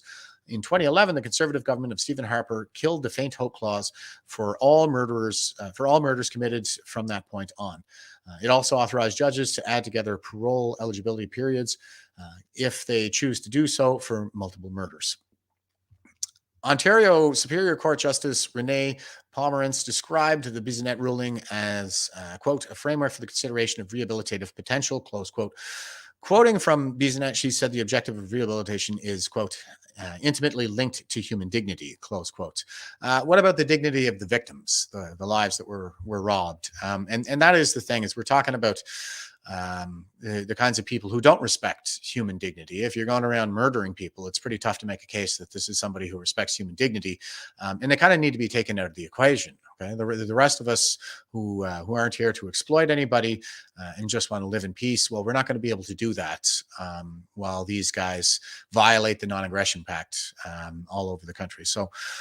Okay, the faint home process fundamentally premised as it is on the capacity of human beings to reform themselves as an expression of the principle of human dignity, close quote. She wrote in allowing Mr. Al-Shamari to apply to a jury for an early parole review because he committed the crime before 2011, scrapping of the faint hope clause, it still applied. She was one of several judges who quoted from BZNet ruling on the country's commitment to second chances. Quote, rehabilitation is one of the fundamental moral values that distinguish Canadian society from the societies of many other nations in the world, close quote. Too much of a good thing can be bad too, and this is the kind of program that is pretty open to abuse and fraud. Lots of guys are going to feign rehabilitation for their parole hearings when in fact they're still violent behind bars, so on and so forth. So Justice Wayne Gorman of the Newfoundland and Labrador Provincial Court was another judge to quote that line in a case involving a 32-year-old man who pushed a police officer, causing him to fall down and strike his head. The man, known as WJ in the ruling, has been attempting to address childhood trauma through counseling, a process judge should encourage, Justice Gorman wrote in July. Quote, in this way, his mental health issues and his attempt to deal with them play an important role in sentencing, close quote. He wrote, adding a quote from BZNet to the effect that rehabilitation services serves the protection of the society. Yeah, it does, but only if you're actually rehabilitating people. And there should be an element of punishment associated with going to prison. It's not just for playing FIFA soccer on the PS5. I don't see that leading to better outcomes in terms of rehabilitation. In Ontario, Superior Court Justice Adris Schreck gave Tony Barre a sentence of house arrest for having a loaded gun in his car, citing BZNet to assert that rehabilitation helps protect society. The BZNet case reflects a swinging of the pendulum from a case just 2 years ago called Friesen, in which the Supreme Court stressed tough sentences in sexual assault against children, according to Daniel Brown, president of the Criminal Lawyers Association. In BZNet, he said the court was concerned that sending a message to society known as a general deterrence might go too far. The court's point was that, quote, that we can't create unduly harsh sentences in the name of general deterrence because that would undermine other important sentencing principles like rehabilitation and proportionality, close quote, Dr. Brown said in an interview. I don't really see how one of those things negates the other. I think you can impose a harsh punishment while focusing on the rehabilitation, making that the priority. You can make the rehabilitation the priority because the punishment itself is really just like you build a building and throw the guy in there. It's the isolation, the ostracization that really impacts them. Like, give them time to think about it, and they shouldn't be comfortable throughout this process.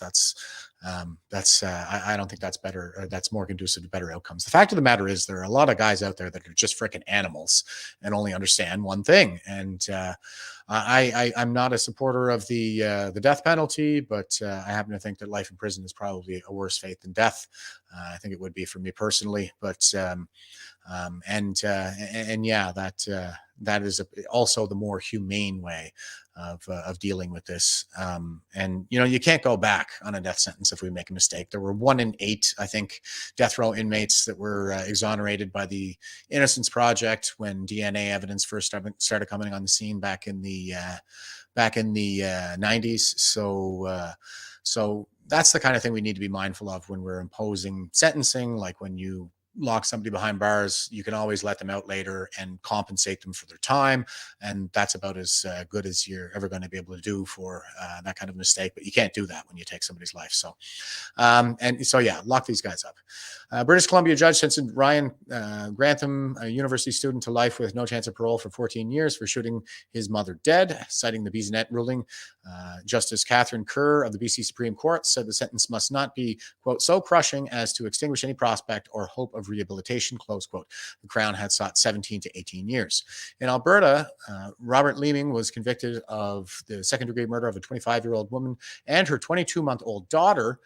Under the 2011 law, he could have been made ineligible for parole for 10 to 25 years for each murder, but that penalty is no longer available. Good Lord. 22-month-old daughter. Justice Keith Yamachi of the Alberta Court of the King's Bench sentenced Mr. Leeming to life with no parole for 22 years. He said, sending a message to society should not be taken too far. Quote, denunciation must be weighed carefully as it could on its own be used to justify sentences of unlimited severity, close quote. The quote is from BZNet. Now, I don't know about sentences of unlimited severity. If the law is written in such a way that judges can arbitrarily impose whatever sentences they want on there, then that needs to be rewritten. The criteria for sentencing should be pretty straightforward and clear, and the range of discretion that a judge actually has is in making a decision should be very narrow. Okay. Once he kind of just applies all the different criteria, that space in which he's able to exercise judgment should be very narrow. Back to the article. BZNet also arose when the Canadian expatriate tortured in Mexico sued the Canadian government over its alleged complicity. In awarding Regent Boyle $500,000, the federal court justice Sebastian Gremens said the prohibition of torture, quote, flows from an obligation to respect the human dignity of all persons, irrespective of their actions, close quote. The last four words in that quote are, again, from BZNet, irrespective of their actions. Well, there's a basic principle of human dignity that I don't think that we should cross. And I think that a ban on the death penalty, while still providing us with an opportunity for life behind bars, probably is that line, okay? The line between denigrating human dignity, that's the kind of dignity that it's the baseline dignity that we afford to everybody. And then, we can afford greater dignity to people based on the way they conduct themselves from there. But this seems to be putting that human dignity in there as, the kind of dignity that we apply to, it seems to indicate that these prisoners are worthy of the same levels of dignity as somebody who lives a good life as a philanthropist or whatever. And I don't think that's the case. I think there's a basic level of human dignity that you afford to everybody, and we don't ever want to cross that threshold because therein lies damnation. But the level of dignity, the basic human dignity, is not the same level of dignity as we might afford to exceptional people, I'll say. So that's a bit of the conflation of the terms, I think, is what they're doing there. There's basic human dignity, and then there's the kind of dignity that is, achieved throughout the course of living a good life. Okay, and here's Rex Murphy. This, again, is another one of these things that's kind of in the wheelhouse of the weakening of the West. And it looks like I forgot my banner again today. So the weakening of the West from within. And again, I'm talking about the art of war and how it's on all these different political points. Here's Rex Murphy talking about the latest gun grab here with C-21. And he's throwing back to some earlier debates about long gun registries that Stephen Harper got rid of. But here's Rex. Ban long rifle. We know it's not ban long rifle. What are you doing to me, Rex? We know that there are thugs with handguns that they get from the States. They are in specific quarters of these cities.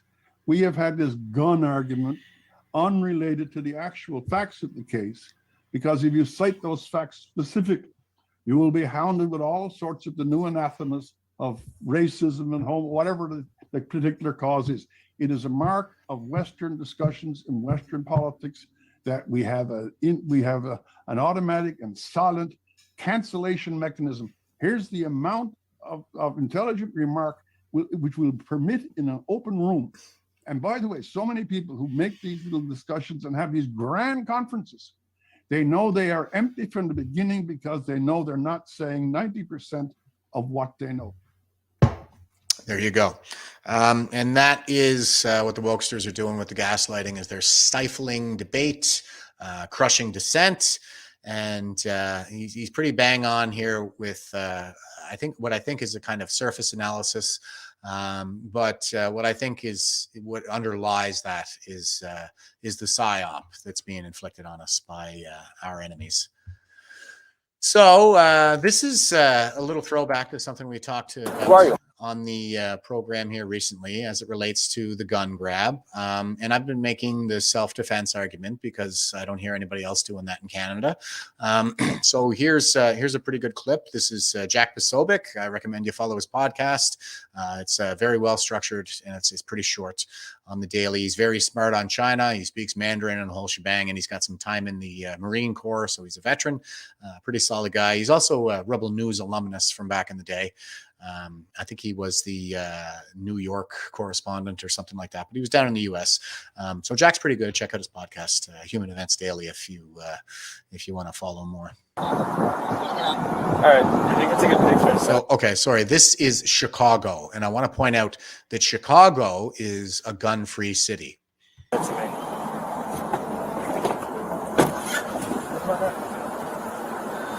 Who are you, dude? Who are you?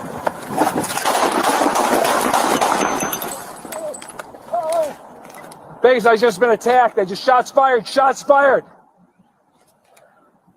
Don't move. All right, I think it's a good picture. Send it to me.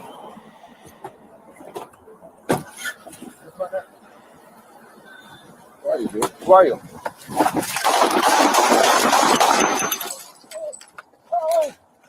Base, I just been attacked. I just shots fired. Shots fired. So there you have it. And the reality here is like a lot of times people who don't have any firearms training, they're going to look at an incident like this and what did he fire there? Probably 5-6 shots. But that is what they're trained to do. Okay. You don't just pop one into the guy while he's running at you with an axe, because the fact of the matter is he's probably going to keep coming. Like one bullet is not going to be enough to stop somebody, especially if they're on drugs and he's carrying an axe. So this officer, I'd say, he had a very close call here to being injured or murdered. And as you can see, he's quite vigilant. Even as the car is first pulling up, he's like, what is this guy doing? What are you doing? So the average citizen is not going to be so vigilant as this guy, but it is a case of self-defense, and that's what it looks like. Now, why this crazed murderer was coming after this cop is unclear to me. So I don't know. Take it, read into it what you will there. But this is all very chaotic, right? Okay, so here we have the CBC, Canadians Broadcasting Communism, and the title is A Plan to Plug Gaps in the Continent's Arctic Defense Shield Faces Roadblocks.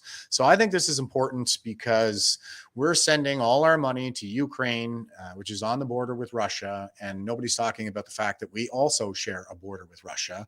And we're putting so much in there now with troops and with weapons. One has to wonder, at what point will Vladimir Putin just kind of turn around and say, okay, guys, like we're clearly at war right now. And he'll come over the Arctic, to get us. That's how he stops our contribution to the war. And they have about 20 nuclear icebreakers that are pointed right at us. And everybody knows that the Northern Passage has been opening up. So, if we send all our troops over there, what's protecting us from that northern invasion at this point? So Here we have the CBC. It says NORAD is in line for a tech boost, but it won't happen quickly. So NORAD is the Northern Air Defense System. That's a binational command structure that we set up with the United States to protect North America, mostly from Russian aggression during the Cold War. It's since been adapted since then to be inward looking as well. So they can catch any future 9/11 hijackers or something like that. And NORAD is just that. It's air defense. Okay. So the NORAD tech boost, great, but that's not doing anything for to protect us from like a naval armada coming over the pole, or and of course, you know, even the new ships that we got are not seaworthy because Irving Shipbuilding decided to use the wrong fittings on the freshwater. The freshwater systems on the ships, and so now they're lead contaminated. So it saved themselves some money, but they're lead poisoning the troops, and it's not good. It's not good for the morale of those troops. I think it's an affront to their human dignity, to just for them to know that they're putting their lives on the line for this dog and pony show to make it appear as if they're actually defending Canada, when in fact we're sitting ducks, and they all know it. And you know, if a Russian ship ever came at one of our frigates, like, I really don't think there's much we could do to prevent them from imposing their will on those people. So we're putting our young people unnecessarily at risk, and it's for nothing more than presenting the public with the optics of Canada having a military. So and they're poking that Russian bear. We're in no position to be doing that. They're putting us all at risk. So here we have the sub caption here. It says, Russian paratroopers conduct an Arctic exercise on April 25th, 2020. Russia's military buildup in the region is making a need for a planned upgrade of NORAD's tech even more critical. It's not NORAD tech, guys. We need a real military. And NORAD is predominantly the Americans doing that. We're very fortunate to have such neighbors. Despite the ballyhoo of surrounding last year's announcement, it's becoming clear that the modernization of North American air defense systems, planned to spend $4.9 billion over 6 years, has a long way to go and a number of key technical obstacles to overcome. The Trudeau government announced a long-anticipated NORAD modernization plan back in June during the run-up to the NATO Leaders Summit, a tense gathering where alliance members sobered by the war in Ukraine were expected to show how serious they are about defense spending. And now Sweden is going, hey, we want to be part of NORAD, you know, after they've been going around kind of sneering and thumbing their noses at the Americans about not having a public healthcare system and spending all their money on military. Now Sweden is like, oh yeah, it looks like we need a military too. In the months since, however, there's been some challenges facing the multi-billion. And the planned air defense upgrade was a key talking point for Prime Minister Justin Trudeau, Defense Minister Anita Anand, and Foreign Affairs Ministers Melanie Joly at the NATO summit in Madrid. In the months since, however, some of the challenges facing the multi-billion-dollar defense makeover have become glaringly obvious, especially in Canada. The goal of the modernization program is to create a layer defense over the far north that will guard against strategic bombers, the kind NORAD was created to counter more than 7 decades ago, but also ballistic, cruise, and hypersonic missiles, the kind of weapons we've seen pummeling Ukraine. And the Chinese are beating us in hypersonic missiles, so whether our air defense is going to be able to protect us from that kind of technology, that's how they work. It's a tech cat and mouse game, and once they've innovated a technical revolution, then it basically renders our defense systems obsolete, at least to some extent. So back to the article. According to plan, Canada and the U.S. want to improve satellite coverage, introduce modern over-the-horizon radar, and deploy overseas sensors and surveillance in the Arctic, especially the so-called, quote, choke points, close quote, the ocean entrances to the archipelago Canada claims as its sovereign territory. And the Russians have been pushing back against that for quite some time, making continental shelf claims and the like. The article. Good news, according to Canadian Armed Forces Operational Commander, is that the military has a pretty good handle on surveillance in the far north at the moment, given the modest level of shipping traffic. Quote, do I have decent domain awareness right now? Yes, I do, close quote, said Vice Admiral Bob Alciglione, in charge of Canadian Joint Operations Command. That's C-joke. Quote, for example, the maritime domain, there's only about 150 ships that actually transit the north every year. We know every one of them. We track them very well. But could you prevent a naval armada from invading the North. It's not a question of whether you're going to be aware of the invasion. It's a question of whether you have the ability to stop it, to defend us from it. So look out below. The challenge or threat lies under the ocean's surface, particularly under the ice, where submarines with ballistic or cruise missiles could lurk. In a year-end interview with the CBC News, Octorleone, that's what that is. Octorleone said Canada and its allies are always sharing naval intelligence on the whereabouts of adversaries and their major warships, including submarines. And a host of new technology, some of it under development, is expected to join NORAD's underwater network soon, he said. I would say the technology has really moved forward in the last number of years, and we're working with our allies as well as their own defense scientists to come up with those capabilities to detect adversaries in our waters, both on the surface and subsurface, Octorleone said. So, yeah, they're trying to come up with the technologies to mitigate against a naval attack. They don't have that. It's an air defense system. It's right in the name. It's the North American Air Defense System. Development of that new tech, which could include portable sensor arrays, unmanned ships, and unmanned underwater vehicles built to hunt submarines, is taking place in conjunction with the U.S. Navy Fifth Fleet. Last summer, the U.S. Navy's Chief of Naval Operations presented a plan for revitalizing the fleet by 2045. That's a long way away. It calls for a fleet of 373 manned ships and 150 unmanned portal ships for a total of 523 ships. The Navy has asked for the U.S. Congress for more than $250 million US to develop unmanned surface and subsurface ships. Even though building those new weapon systems is a work in progress, Octorleone said Canada is keenly following developments. That said, he added, Canada and the U.S. could start deploying tech in existence now, such as underwater drones to protect the North. I think that's a fantastic idea. I think something that's achievable for Canadians would be a really strong drone fleet in the air and the water, patrolling the Arctic. Yeah, I mean, I'm not going to get into actual weapons upgrades and stuff like that right now, but this is a good idea to really boost our drone capabilities. Let me see. Subsurface. Okay, that said, he added Canada and the U.S. could start deploying tech in existence now, such as underwater drones to protect the North. The war in Ukraine is driving an undeniable sense of urgency in the West over the need to develop new surveillance technology, and Canada has been watching Moscow's moves in the North with growing alarm. Yeah, I would include myself in that category.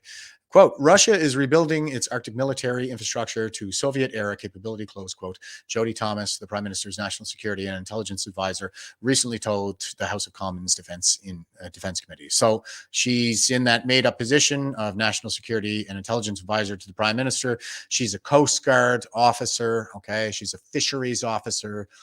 She's little more than a glorified bureaucrat that was handpicked by Trudeau to go into this. So she's an Ottawa insider, okay? She's not a security expert.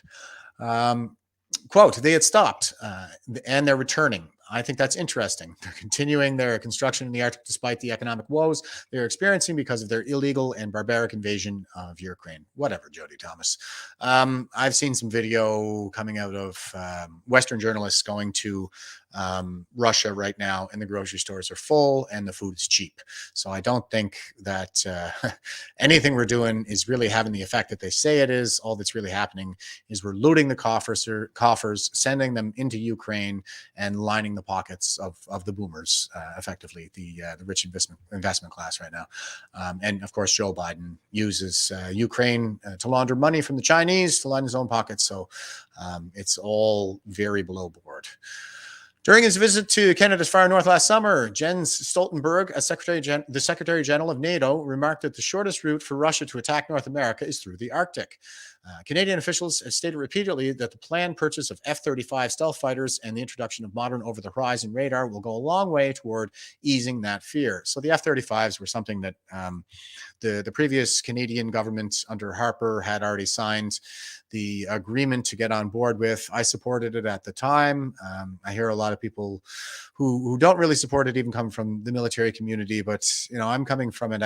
I'm military and I'm a maintainer, and the program was going to take care of like so much for us in terms of ongoing maintenance, upgrades, replacements, modifications. Like, it's all part of the program. We don't have to manage any of that stuff.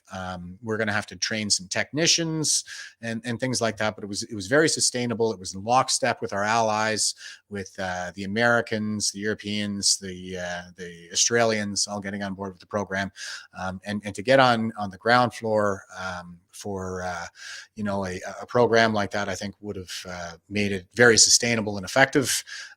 So it's nice to see that we're finally going back to the F-35s, but that never should have been canceled in the first place. The only reason it was is because it was a Stephen Harper thing. And of course, he is the enemy. So all things Stephen Harper got gutted. Because that's how these people are. They're superficial.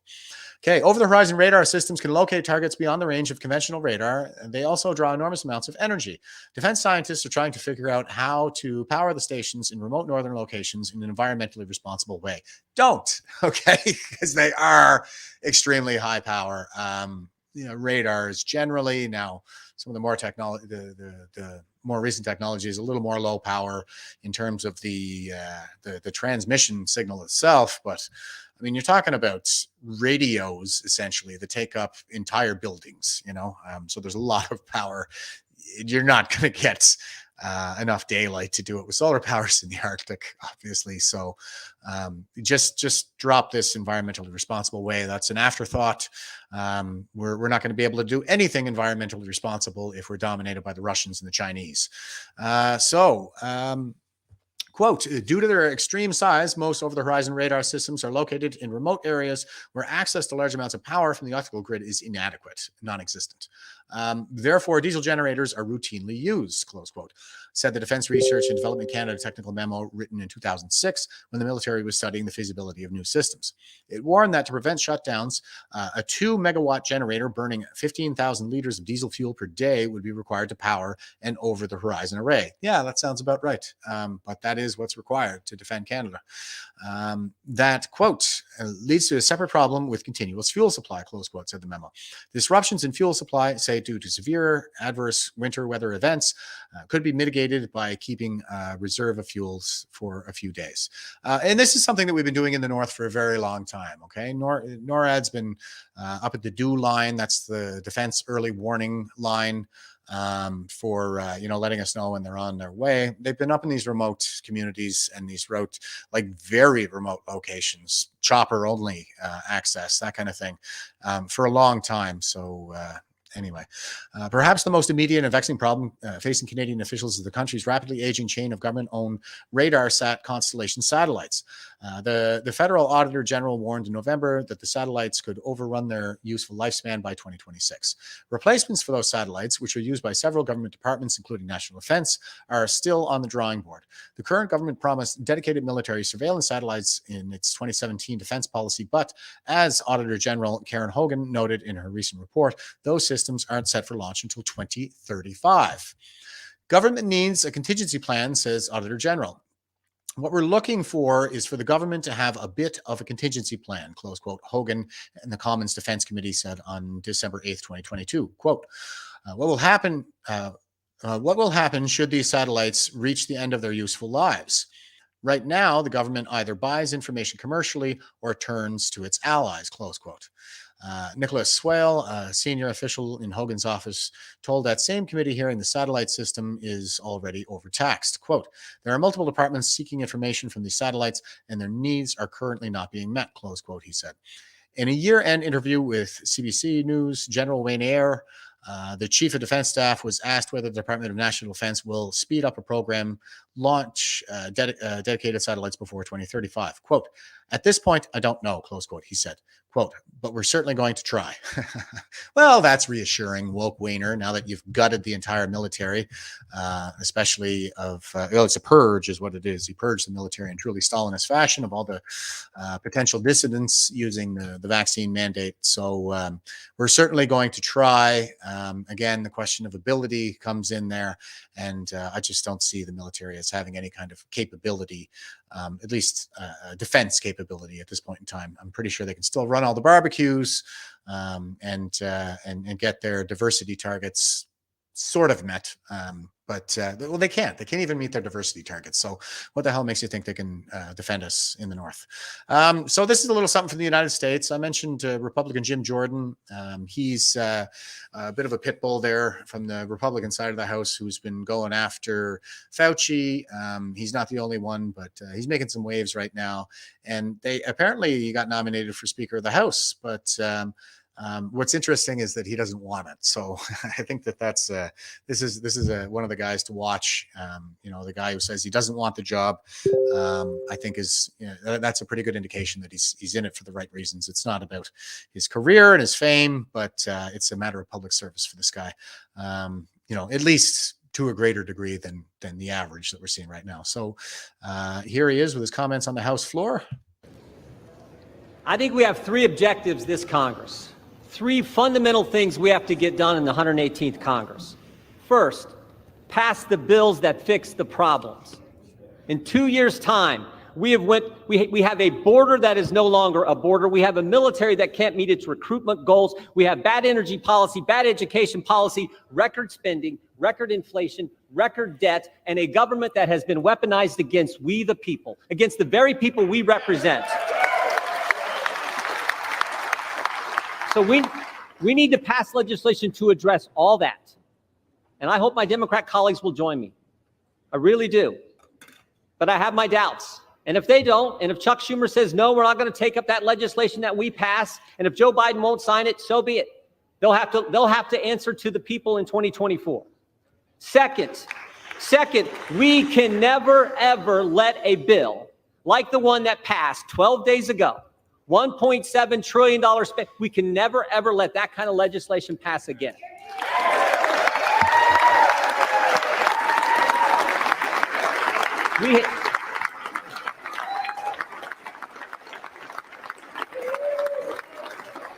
We have to pass a budget that makes sense, that's good common sense, then do the 12 appropriation bills that recognize it's the people's money, not ours, and send it to the Senate, and then stand firm on that legislation. And again, if they won't take it up and Joe Biden won't sign it, we can stand firm on a CR or something. We can have that fight, but we are not going to have what took place a week and a half ago ever happen again. And then finally, third, and this is important, we got to do the oversight, do the investigations.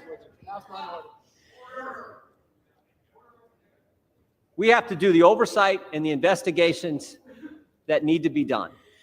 This idea that bureaucrats who never put their name on a ballot but think they run the country, who have assaulted our constituents' First Amendment liberties, they need to be held accountable. That has to happen. We need to do it.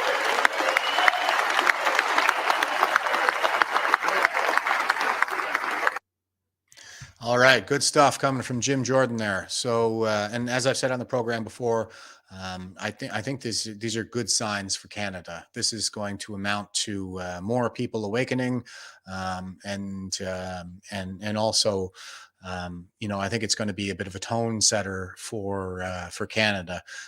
If they continue to open up, if things really start pouring out, and Twitter continues to get better, then that's going to make life very difficult for the authoritarians in Canada to continue pursuing their agenda, because they're losing control of the narrative. They're losing control. So that's pretty excellent, I think, in my view. I'm very supportive of Jim Jordan. And I see a lot of good work coming out of the United States with some different politicians. It'd be nice to see some of our own establishment politicians start talking about this stuff, but I'm not seeing that brought up in the House of Commons just yet. The deaths resulting from vaccine injury and the like. So that's something to keep an eye on. Try to be patient. And even the career politicians at some point are going to have to acknowledge this as a matter of survival, So I'll throw to a couple of comments before I sign off here, guys. I just rolled over the 2-hour mark, so that is kind of the thing that the folks on the other side like to make fun of me for, is that I'm long-winded. But I have a lot to say, and now is not the time for silence. So I'll keep trying to tighten this up and trim it down a little bit. But I find I get into these things, and I'm reading the articles, and I have so much that I want to say. about everything that they're putting out there. So, we have some of the regular here's commenting. Love the morning streams, Jeff. Looking forward to tomorrow evening's interview as always. So yeah, tune in tomorrow night too. We're going to be talking about sustainable living and strategies for getting yourself unplugged from their system. I think it's a winning strategy, but at the same time, it can't be to the extent that everybody just kind of goes hermetic and sticks to their farms, because that's not going to protect us from an invasion or a total subversion. And it doesn't matter, guys. I mean, this is an issue with human nature that we're going to have to deal with like right now. And there's nowhere left to run. There's nowhere in the world left to run. I mean, we fled the old world and came to the Americas because of exactly this kind of stuff. And now it's here. So it's going to continue to follow us because we're humans. And even taken off to Mars at this point, like it would follow us there as well within a couple of generations or a couple of secula, maybe 80 years or 160 years. But that is the thing, is we're going to have to struggle with authoritarianism no matter where we go, because that is the default setting on the human species. So now I think is the time to make our stand. Who else was commenting here? I saw a couple. Oh, geez, you guys are going crazy. I lost track of where those comments were. But I think I saw somebody talking about they're more concerned about the WEF invasion than they are about the Americans coming out over the pole. I think that is kind of where we need to focus our efforts, is in that cultural battle space, the ideological battle space.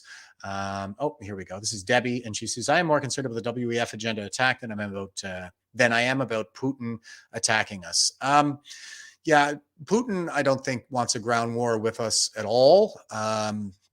But you need to give him an off-ramp is what I've been saying. There needs to be a path to a peaceful resolution and not just a continual escalation here. He's got to have an out. You can't just corner him and try to destroy him, because you're going to get a backlash for that. I don't really think that we're in a position again in terms of ability to be doing that in any kind of a way that would mitigate against the loss of human life or enslavement over the long term, not at this point in our history. So we got to play it careful. It doesn't take much effort to just stop doing what we're doing in Ukraine. It does take a lot of effort to stop what the WEF is doing in our own country. So I think that's a pretty valid point in that regard, that the bulk of the effort is probably going to be dedicated towards stopping the WEF agenda, which I've been viewing and describing on the program as a proxy for China, the WEF. I mean, Xi Jinping has been the keynote speaker there, and we can see on the WEF website that their propaganda is quite supportive of China, and they run cover for them. And the kind of state implosions that they've engaged in Sri Lanka, and it's pretty absurd. Even the propaganda, you can see that it's quite authoritarian, and it's so absurd on their own website that it actually kind of gives me the impression that the writer spoke Mandarin as a first language, but that's just kind of the impression that I have, and there's a kind of naivety, I think, to the writing that is so indicative of the stifling of the mind that takes place in authoritarian systems. The people at the top have a real tendency to think that they can just say whatever they're going to say and that they will be believed, because nobody's going to stand up to them, because they're all sort of stifled in a prison of their own fear. So good point. I do think that the one who is most active in subverting us right now is China. I think that they're kind of the center of gravity for what is shaping up to be pretty darn close to World War III, if we're not there already, even though it's not kinetic. I think that someday we're probably going to look back on this and say that, yeah, the war had already begun at this point. It's just that we hadn't woken up to it. And that's in keeping with historical trends too. So we should expect to see that. Prosecuting the battle in the ideological battle space, I think, is mostly related to the WEF in China, whereas, with Russia, they've got the proxy war, this ground war with Ukraine over there that doesn't really have a lot to do with us, but they are coming at us in cyberspace, and they're engaging in a lot of this kind of, blackmail and theft and hostage taking in cyberspace that weakens us, I think the main threat is coming from China. It's important to remember that Russia, until recently, was a G8 country, and they have a very different history of glasnost recently, and the wall coming down. Putin is a bit of an anomaly at this point, but it's still better than it was under Soviet era, and they have shown signs that, continuous signs that they're willing to kind of come to the table and open up. So they've been more like a trusted adversary. Let's not forget that we gave them the smallpox virus for safekeeping, and that was a kind of sign of a goodwill on the part of the West. Like, we're not in it to create bioweapons, and you shouldn't be either, and we're going to trust each other with this deadly virus, that kind of thing. And so they have been trusted adversaries in the past, whereas with China, every point of contact with them is a point that they will exploit for the purpose of subverting us and conquering us. So that's it for today, folks. I'm just over the 2-hour mark. I'm at 2 hours and 10 minutes. Holy smokes, I'm long-winded today. But thanks for sticking with me out there, guys. I really appreciate it. And stay frosty and stay safe out there.